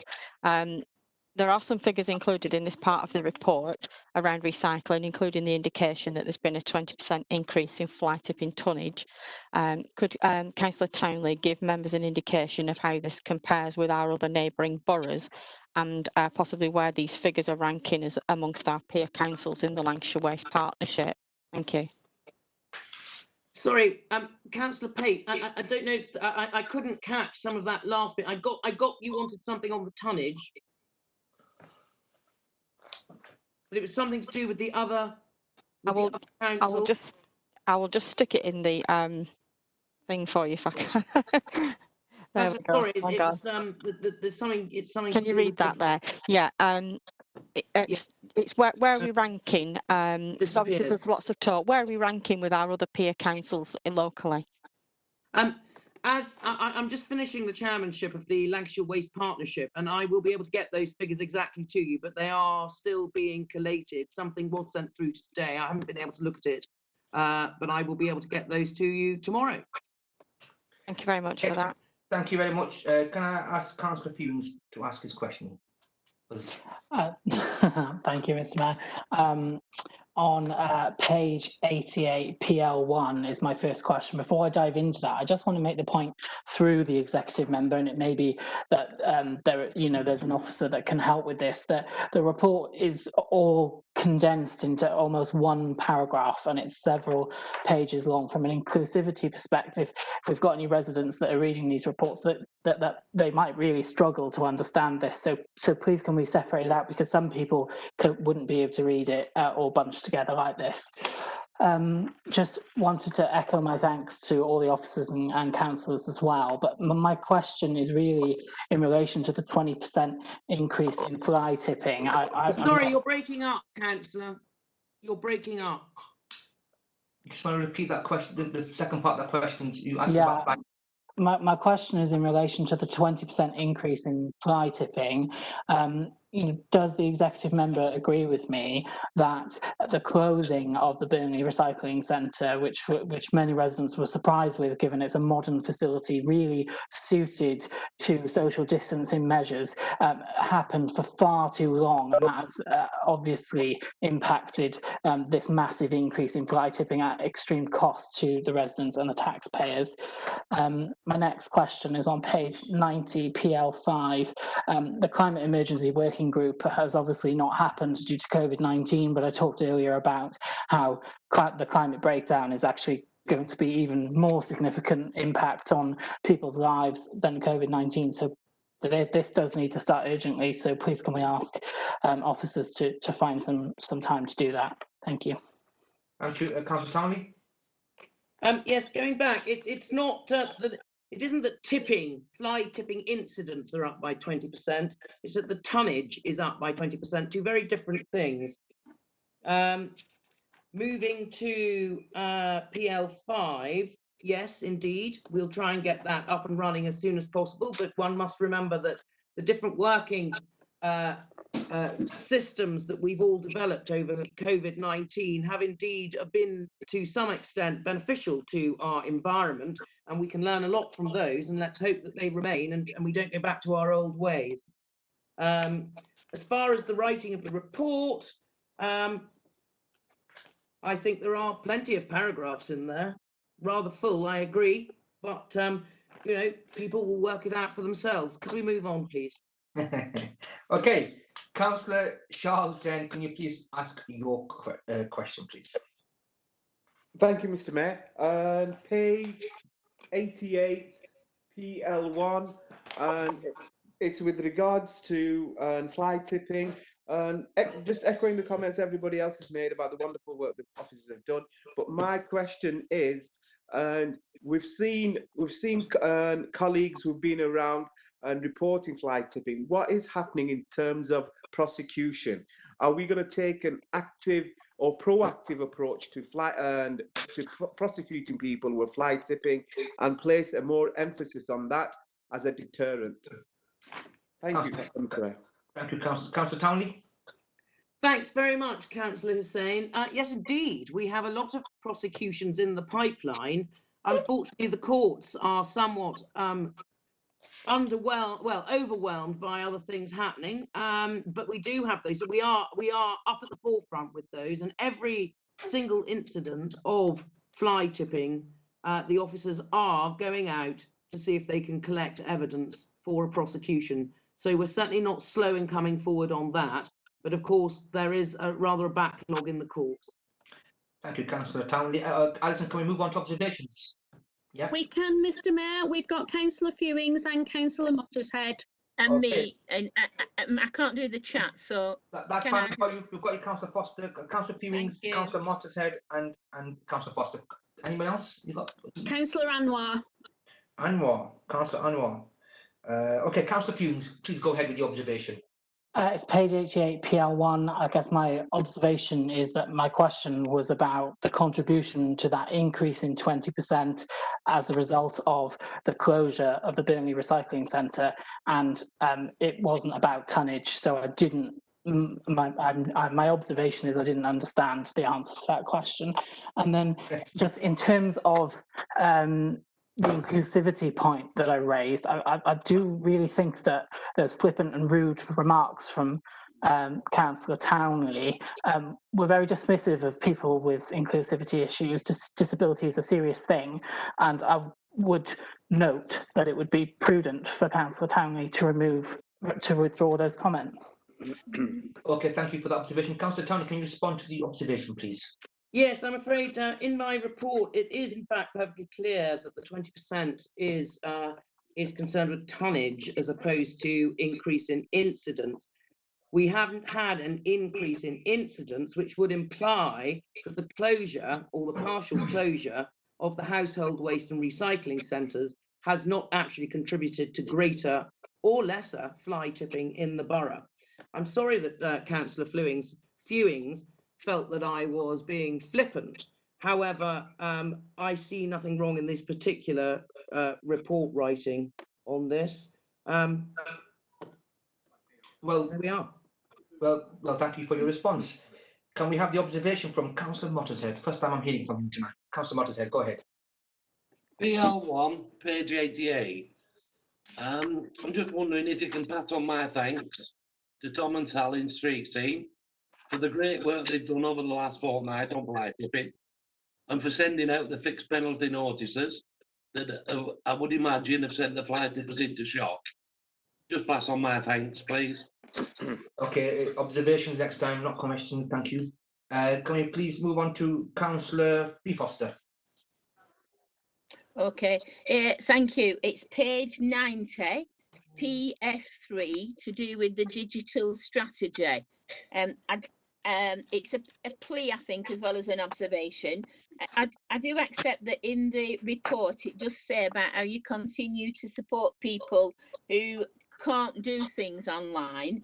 As we move forward with the digital strategy, it's just a plea to ensure that those people are always catered for as we go forward and not forgotten about, because lots of people have moved or tried to move onto IT, but as it's been shown tonight, that does have a lot of challenges, and it is better sometimes to do things in meetings, etc. So it's just about a plea really, because not everybody can access online stuff, because they don't have the right equipment or they don't have the skills to do it.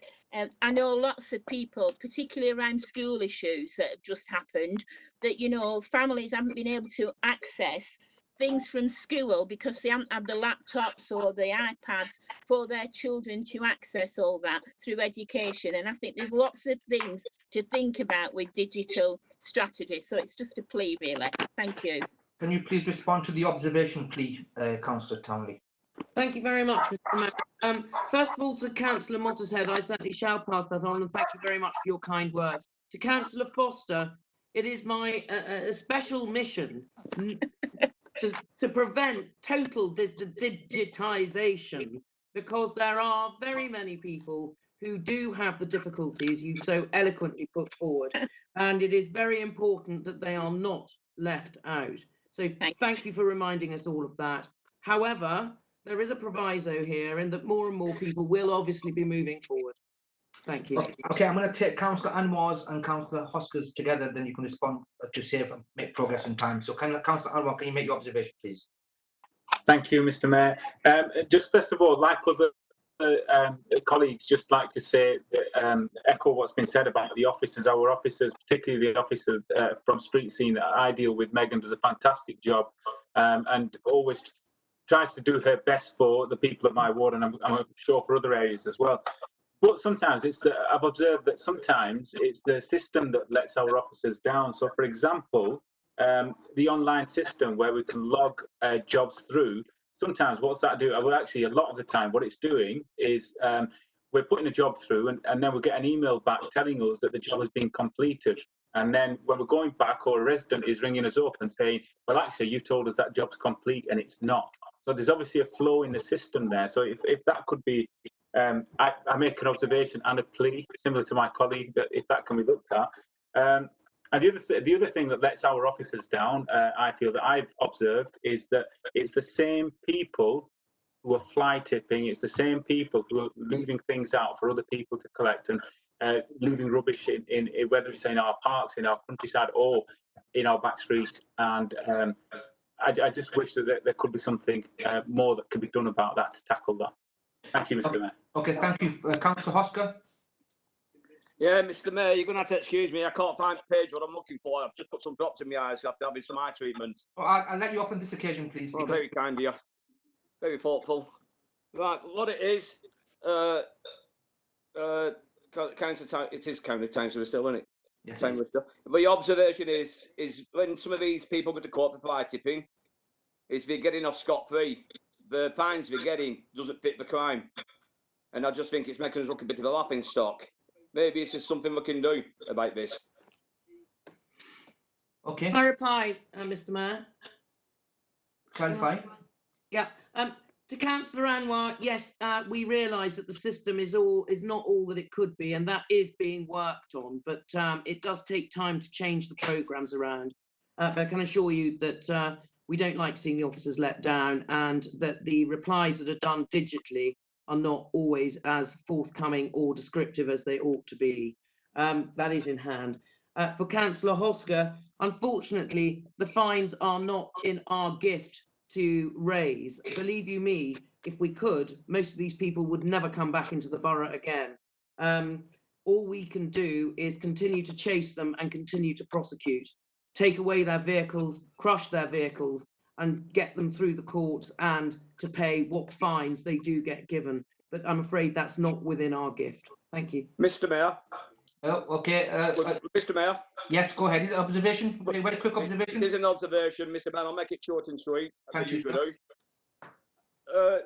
Councillor Townley, it's what I have observed while I've been, what can I say, off work and observing things, but the staff on Street Scene are doing an excellent job, and I think they don't deserve enough credit. So, as an observation, I'd like to pass my observations on to two people.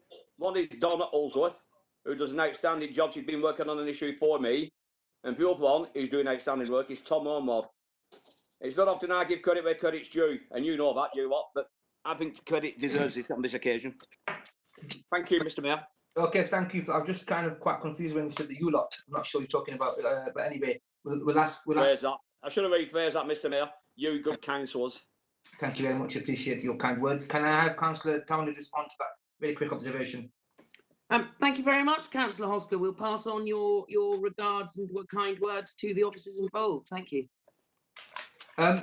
We now thank you very much, Councillor Townley, and everybody for the observations and questions. And thank you for being so cooperative in your conciseness and precision. Can I move to the last report now for the executive member? And that is, as I mentioned before, can I have the executive member for economy and growth, Councillor Gordon Burks? Will you please move your report? I shall move my report. Are there any questions for the member? Executive member? Question. Again. There are, Mr. Mayor. Yes, I'm trying to... Yep. We have a number. We have Councillor Townsend, Councillor Raja, Roger, Councillor Harbour, Yeah. Councillor Fewings, Yeah. Councillor Hussain and Councillor Tatchell. And Councillor Roper. And Councillors Foster and Roper. Thank Okay. you. Foster, Councillor Foster, Councillor Roper. Okay, look, there's a number of questions there. Shall we, Councillor Bills, are you okay to take them in bundles of 2 or 3? Depends what they are. If they're simple questions, yes. Okay, let's have a look. Councillor Mark Townsend, can you please ask your question? Thank you, Mr. Mayor.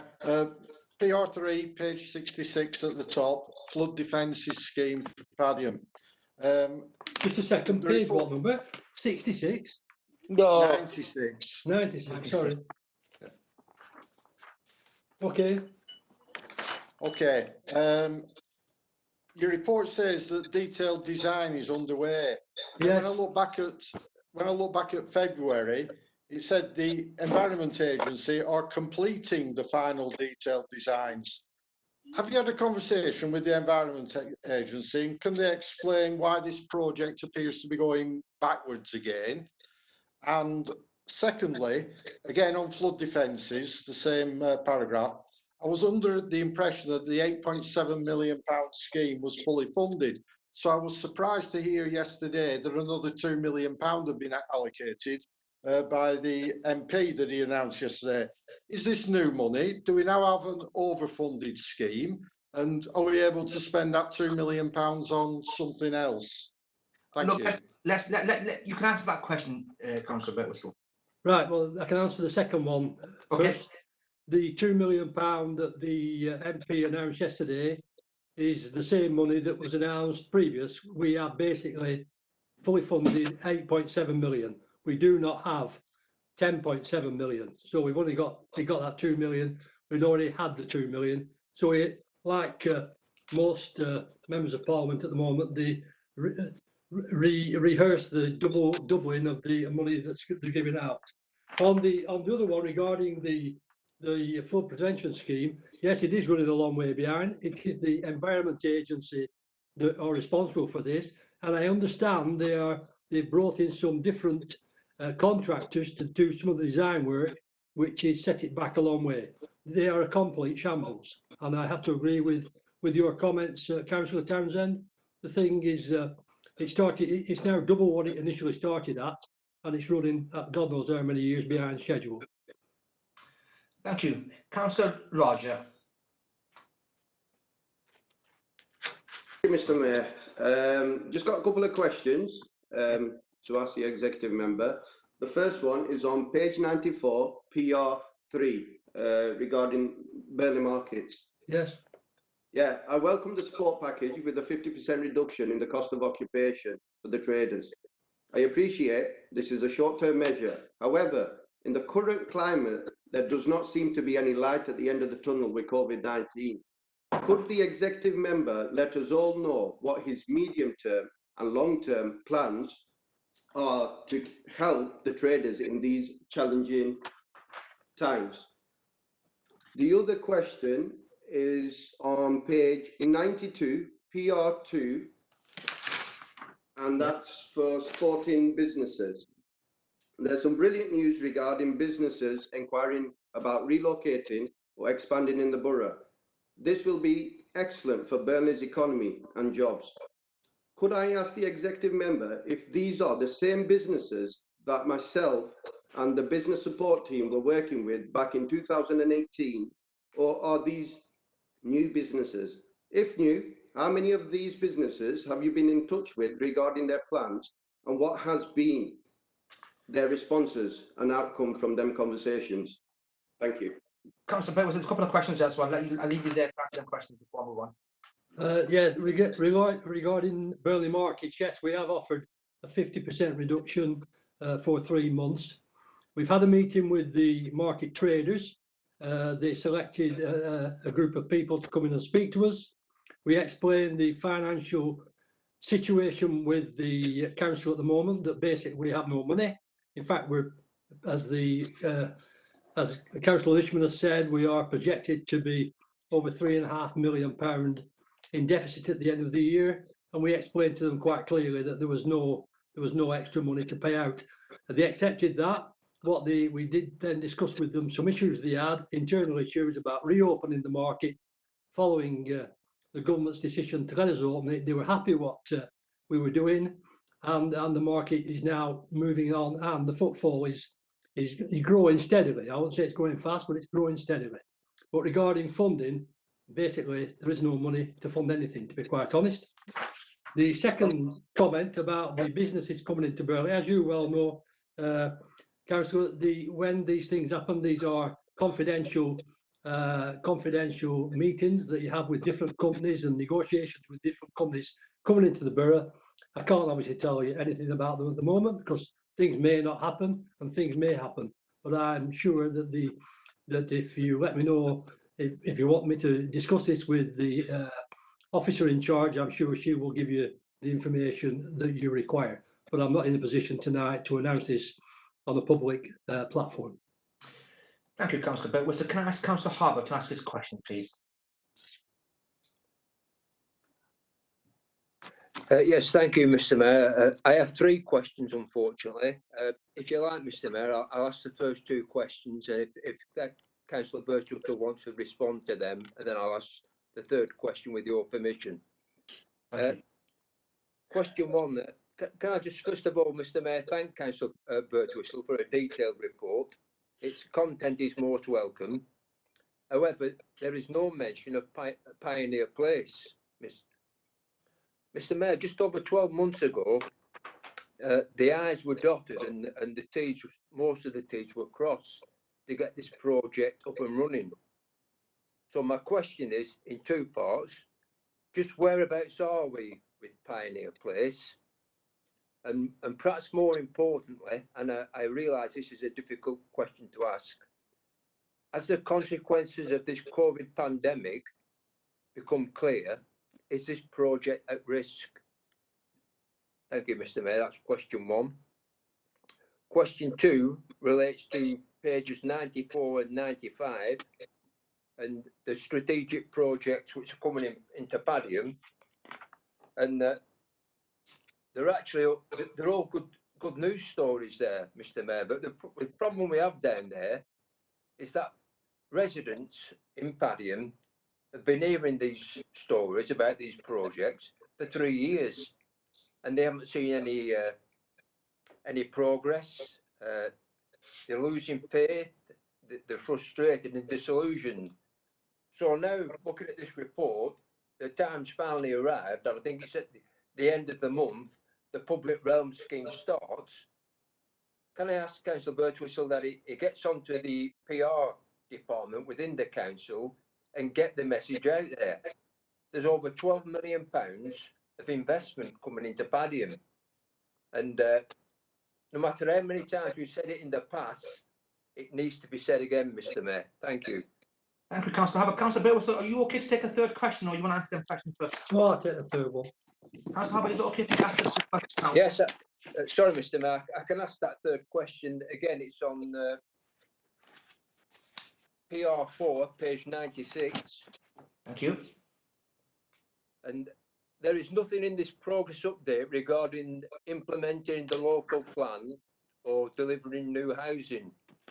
So my question is, can you give us examples of where your inspirational leadership and sound judgment will lead to new and aspirational housing coming into our borough? Thank you, Mr. Mayor. You're welcome. Councillor Birtwistle, please. Well, the first one relates to Pioneer Place. As you obviously aware that the retail sector at the moment isn't doing particularly well at the moment, and obviously the conditions laid down by, I think it was the Labour administration, where there had to be 75% pre-lets and everything like that had to happen, and the situation regarding the supermarket on the old picture place, the cinema place, had to be met. Those conditions aren't yet met.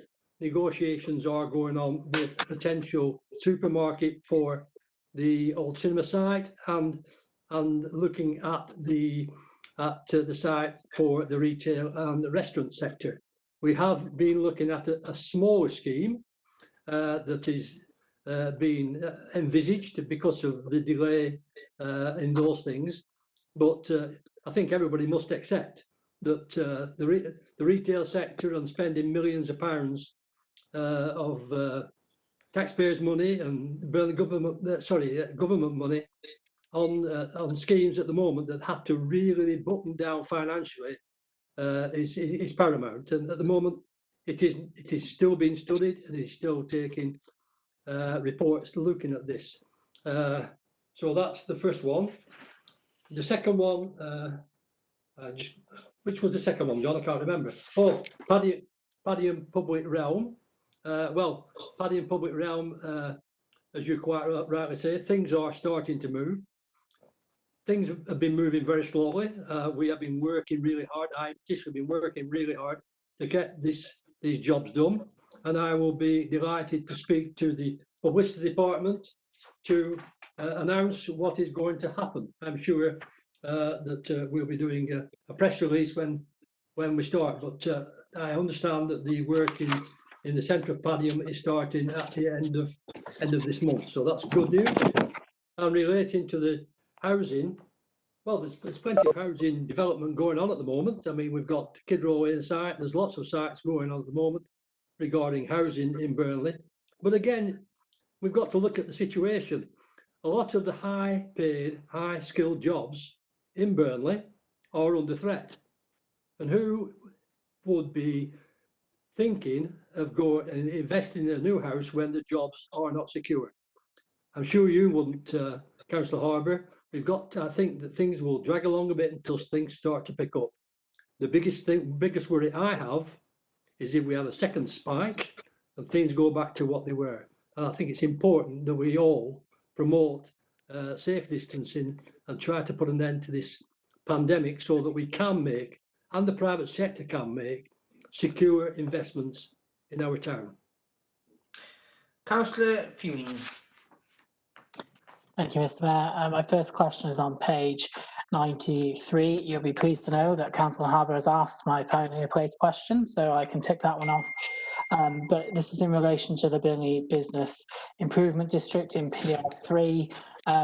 So one independent business that I've been talking to has had no updates since the consultation on whether a bid should happen or not. And now they have come to me and said they found out that the town centre manager has gone, and now the same person is in the role of the bid manager. So my question is, has the town centre manager post been secretly privatised, and why have we ignored independent businesses in the formation and updates in relation to a bid? My second question, I have confidence that Councillor Birtwistle will be able to take my three questions. So my second question is page 94. It actually starts on page 93, the Lower St James's Heritage Action Zone. I have on my declarations of interest in general, the fact that my husband has a tenancy on Lower St James's Street, but for transparency, I will raise attention to that before I ask my question. Sorry, I've just got to interrupt there. In terms of that, you can't ask a question. You can only. Sorry, Alison. In relation to that, I just need to check the constitution and if you like Councillor Fewings. You didn't declare it at the beginning. I was told previously not to do that because it was on my form. So I'm responding to what I was told to do last time I did this. So if somebody could make a decision as to how I should approach it and send that to me in writing, I will do that going forward. But I'm getting mixed messages every time there's a full council meeting. If you ask the other question and by the time before Councillor Birtwistle's report ends, I'll clarify it for you today. Okay. Okay. Go ahead, Councillor Fewings. Can we make sure we clarification once for all on this procedure for this declaration for this specific example? Councillor Fewings, go ahead, please. Page 96, PR4, just in relation to the supplementary planning documents. I just want to remind the executive member that scrutiny committee has asked to see these well in advance, so we can comment on them before they are approved. And so I'm just asking the question as when we will expect to see them. Okay, Councillor Birtwistle, do you want to please come back to Councillor Fume's questions, please? Well, the last one is the easiest one. You'll get to see them when they're finished. I don't know how long they'll take. They're presently being worked on. They are doing a big job, and I'm sure if Councillor Fewings asks Kate Ingram, I'm sure she'll give him an update on when that report will be available. The second one was, if you can just remind me of the second one, I'm waiting for deliberations of the legal department, and the first one was, Councillor Fewings, what was the first one? The bid manager. About the bid, yes. I don't. Well, I know that. I know. I didn't know that the present manager was the previous town centre manager, so I can't answer your question whether she'd been transferred into the private sector.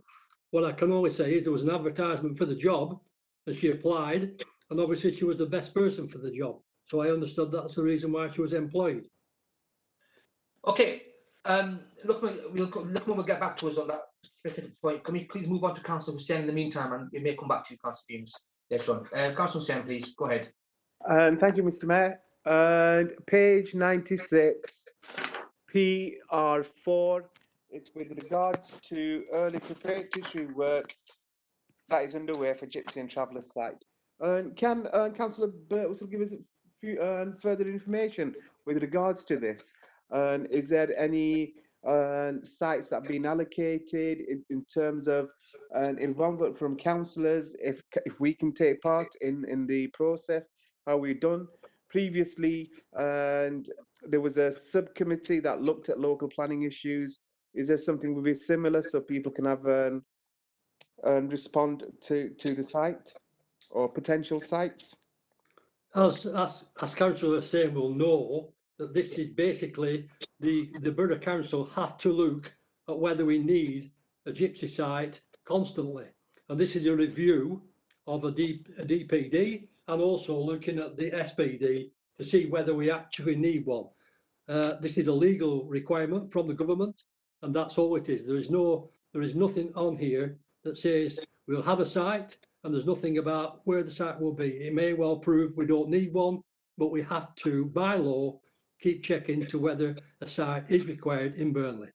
So your request for knowing whether sites have been allocated, it is not for that reason. It is to ensure that the planning requirements, legal planning requirements, are fulfilled, and the council carries out the work it has to do legally to look whether this is a requirement. Thank you. Lookman, can I just bring you back in, because I think you might want to clarify something. So this is just, and I'm happy to take any further questions from Councillor Fewings with your permission, Chair, as well. In relation to the point which officers have clarified in the past, Councillor Fewings does not need to leave the room or in relation to any item in a strategic progress report. However, it doesn't permit him to ask any questions in relation to the matter. So, Councillor Fewings, were you? So I'll just read this out. In the Code of Conduct, paragraph number 4, non-participation in case of a disclosable pecuniary interest. I presume you are referring to a pecuniary interest of yourself or your spouse in the first instance.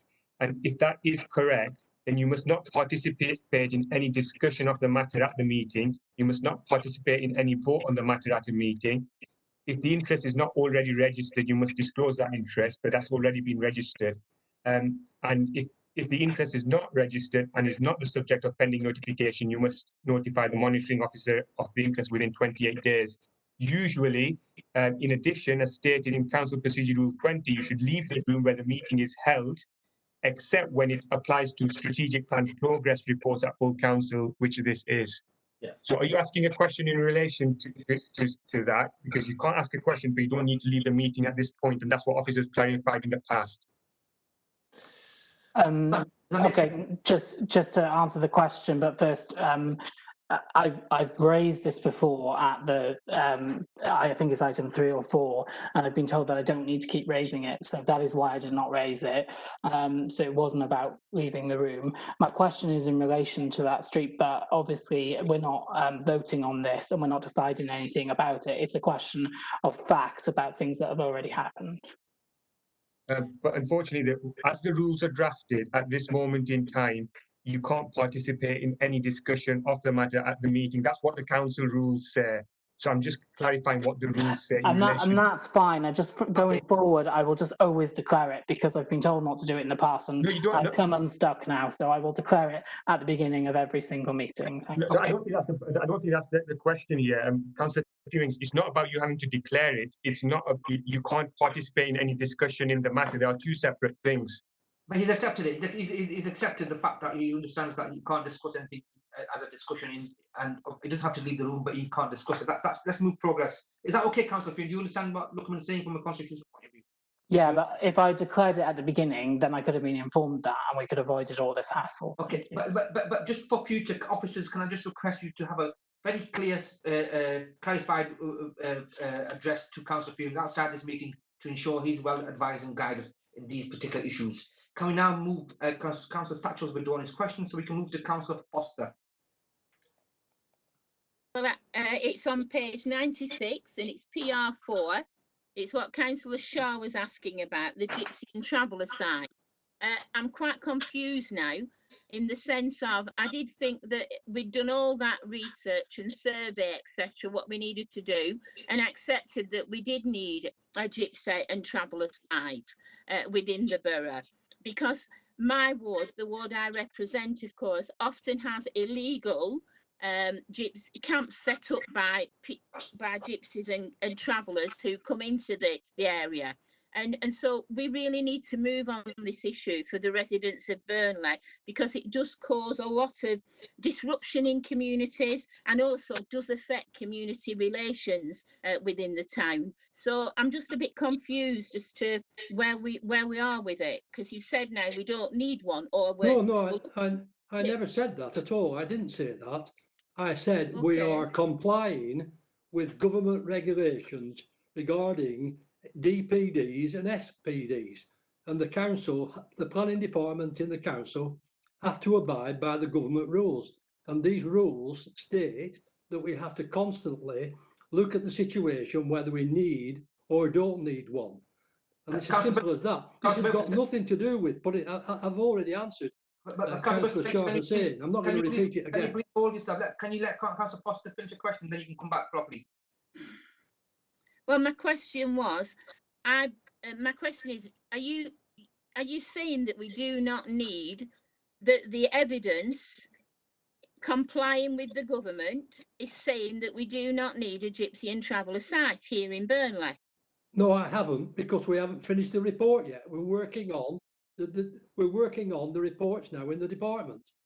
There was we're just working on the reports. I haven't seen the reports finished. They're working on them now. I'm sure that if you went up to the planning department, into the business development unit and spoke to Kate Ingram, she will be happy to explain it fully, further than probably what I have done. Well, this has got nothing to do with the situation of Gypsy. It's just part of a thing that we have to do all the time. It's a constant review of these DPDs and the SPDs. Okay, Councillor Foster, is that your questions? That's the question asked, right? Fine, thank you. Thank you, Councillor Foster. Let's move on to Councillor Roper. It's PR2, page 93, the last paragraph. Could you elucidate what you're trying to say there, please, Gordon? Councillor Birchall. Can I what? Elucidate what you're trying to say in the last paragraph. Can you clarify, elucidate, Councillor? Elucidate, explain. Explain, thank you, sir. You mean the Town Centre Recovery Group? The last paragraph of PR2 on page 93. The brand has developed a new recovery message based on innovative reserve. If I understand what that means, Gordon, well, you're better man than me, Gungered in. Well, it's quite straightforward. The brand, the Burnley Boulders brand, are working on on this new recovery message based around innovative and resilient businesses. Those are the businesses that are resilient and they're coming with new and 80% rural, promoting the benefits of the town's open spaces. What's 80% rural mean? Well, 1 second. Well, let me just come in. Can I just explain? It is not a conversation here. This is not a Wednesday night social conversation. This is a question. So you need to let the member answer the questions, Councillor Roper. So can you finish off your questions and then give the opportunity to answer the questions, Councillor Roper? I've asked the question. Okay. Well, you've got your answer. You've got your answer. No, I haven't. Okay, well, that's all you're going to get. I'm going to stop you there, Councillor Roper. You can come back in observations because a question has been asked and he's attempted to answer and he's given the answer. Let's move on to the final speaker tonight, Councillor Pate, please. A final question, sorry, you meant. Thank you very much. It's page 93 PR3. It's very similar to Councillor Fewing's question. I'd like to ask about the town centre manager. Can you confirm that this post, as it relates to, it says here, town centre manager now Burnley bid manager. Can you confirm that that post has now been absolved into that Burnley bid? And if so, how does that affect the strategy going forward when the previous town centre manager actually covered both towns? And it's actually a gentleman, not a lady, that was in post until just recently. My second question is page 94 PR3. It's just around Lower St James Street, which was also alluded to by Councillor Fewings. I believe some of the businesses there during the lockdown were restricted right at the end from getting to their businesses as the works were introduced and things were mobilised onto site. Do you agree with the timings of those works, considering that those businesses had literally just been allowed to reopen? And just a quick question for page 96 PR4. Could you expand on that last paragraph in PR4, please? Thank you. Councillor Burwhistle, please. Well, regarding the improvement district, I can't answer the question about the town centre manager being taken in by the Burnley bid manager. I will have to write back to you because there could be some confidentiality in the answer. So I will get somebody to write to Councillor Pate with her answer, and it could be you need to keep it under your hat. The other question was regarding the work going down at the bottom of Lower St James Street. Well, it was the county council who are doing the job. They're the main contractors, and I suppose any time starting a job like that is going to be difficult for everybody. And this was the date that they wished to start. They had to start on that day. They had the money and they had the crews there. So they've actually gone and started. I don't think that came under our remit to decide to them when they could start and when they couldn't. And what was the last one? The authority monitor report. Yeah, it was page 96 PR4. Could you just expand on the last paragraph within PR4, please? Councillor Whistle? I can't, I'm afraid. I shall have to come back to you on that. Okay, that's the answer. Alison, are we now looking towards observations? Alison? We're not. We've got one that's been missed from Councillor Hosker. Oh, sorry, I do apologise. Councillor Hosker, please accept my sincere apologies. You may ask your question, sir. Yeah, because it's you, Mr. Mayor, I will do. Councillor Burtmissel. Question being, it's PR4, page 96. The question being regarding the Travellers site. Was this in Burnley plan? I think it were. And was it not taken out by inspector? Is that your question finished, Councillor Hosker? I did have a second question, Mr. Mayor. Okay. And the second question were, when this Travellers site is decided, will the members know about it and give any chance of any objections from the general public so we can speak on their behalf if there's any objections? Thank you. You're welcome. Can you please respond back to Councillor Hosker, Councillor Burtmissel? Councillor Hosker, I've answered the question with Councillor Shah Hussain.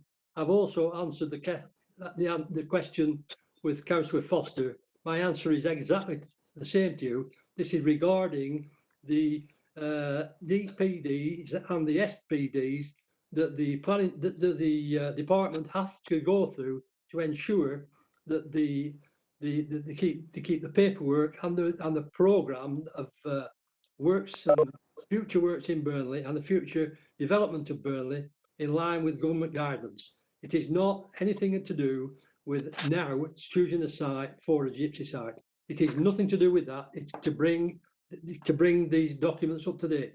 And when these documents are brought up to date, they will be made public, and you'll be able to see whether do we need one or we don't want. They have to do the investigations. There is nothing at the moment saying that we having a gypsy site or putting the gypsy site anywhere. It is purely and simply the scheduled work that they have to do in the department on a regular basis to keep the DPDs and the SPDs up to date within government guidelines. Thank you, Councillor. Mr. Mayor, I simply asked him a question there. If the local plan, It's nothing to do with the local plan. Okay, the local plan Councillor included the gypsy Councillor site, and I also went on to say, Gordon, Councillor Hosker, It's nothing to do with the local plan. Councillor, so 1 second, just please bear with me now. Councillor Hosker, you can come back in under observations. Can you please hold your thoughts, because there's chance for observations, and you please need to quote the page number again if you need be, and the item number. So I'm going to stop you there for a second. I'm not stopping you from speaking, but just come under the observation because it looks like it's an observation. Can I ask Alison, are there any other observations apart from Councillor Hosker's? Councillor Pate, please, Mr. Mayor. Okay, can I first take Councillor Hosker's observation, please, to a particular page or item number, please? Councillor Hosker? again, I was you're saying it's an observation, Mr. Mayor, but I was simply just saying on the local plan, I'm almost sure the Traverse site were mentioned, and I'm almost sure the inspector took it out. That was my question, come observation. I was just asking if that's still the case. All right, while I'm on observations then, to finish off, I'd just like to say I've looked at this Padium realm, and like my Padium colleagues say, it is very good. And I'm very, it's what the Padium people wanted. It's about time we got some news on things what is happening in Padium, because we've had nothing since the floods in 2015. It is taking its time. But what I will add to that, it's nice to have an MP what's working on behalf of Burnley as well. But thank you very much. You're welcome for your observation there. Thank you for formulating that into observation. Can you come back, please, on that, Councillor Burtwist, before we bring Councillor Pitt back? Well, I think I answered the question about the local plan. It's not the local plan. This is relates to the various things that we have to do, the SDPs and the DPDs. Okay. Nothing to do with the local plan. And secondly, I'm delighted that it's getting going. I have to say that this was organised a while ago. I don't think the MP has got anything to do with this. It's been down to the hard work of this Borough Council putting forward the bids over the years and getting the money from the LEP and other areas to ensure that Padium is getting what it's getting. And I'm really pleased about it. Okay, moving progress. Councillor Pitt, you had an observation. Thank you very much. It is page 93 PR3, again around the town centre manager. I'm a little bit concerned that there doesn't. This. I think that Councillor Birtwistle may have missed my point. This is not about the appointment of a particular individual. This is about the vacancy or the post of town centre manager as is. That is part of Burnley Borough Council's staff. If this is no longer going to be a post that is going to be held by Burnley Council, there's concern in my mind that this has been outsourced by the back door straight into Burnley. And I think it would be really helpful if Councillor Birtwistle could come back to us at some point. Obviously, you may need to go and get more information on that, but I think it does affect the strategy. As the previous town centre manager, prior to the last person doing that, was a full town centre manager which covered both Burnley and Padium, and it gave a strategy for both towns rather than just the one town in the borough where they may well be working at cross purposes if they are working as two different organisations. Just secondly, on PR3 on page 94 on the works on Lower St James Street, I think it was the concern of the businesses that the work had actually been delayed literally until they reopened and that they'd not been able to have proper access to their businesses that was a concern. Thank you very much. Councillor Birtwistle, can you please respond to them observations? Well, as I said in my answer regarding the town centre manager, I can't answer that question. I will ask the departmental head to write to Councillor Pate and explain the answer to a question. And regarding the work at Lower St James Street, it's quite possible that the work was held up by COVID like everything else was. But I'm pretty sure that nobody would decide to do it to cause harm to any businesses in the Lower St James Street. We're doing this to encourage businesses in Lower St James to renovate the area, to get some of those fantastic buildings back into what they used to be like, rather than semi-derelict buildings that we have now.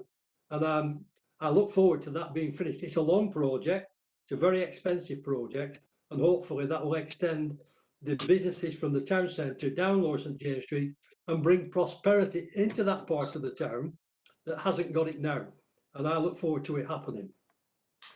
Alison, please, thank you for that. No more observations, am I right? That's it. There's nothing else, Mr. Mayor. Mr. Mayor, just Mr. Mayor, you told me I had an observation. Okay, yes, sorry, Councillor Roper, I do apologise. Yeah, let's just, Councillor Roper, and who else? Anybody else want to come in?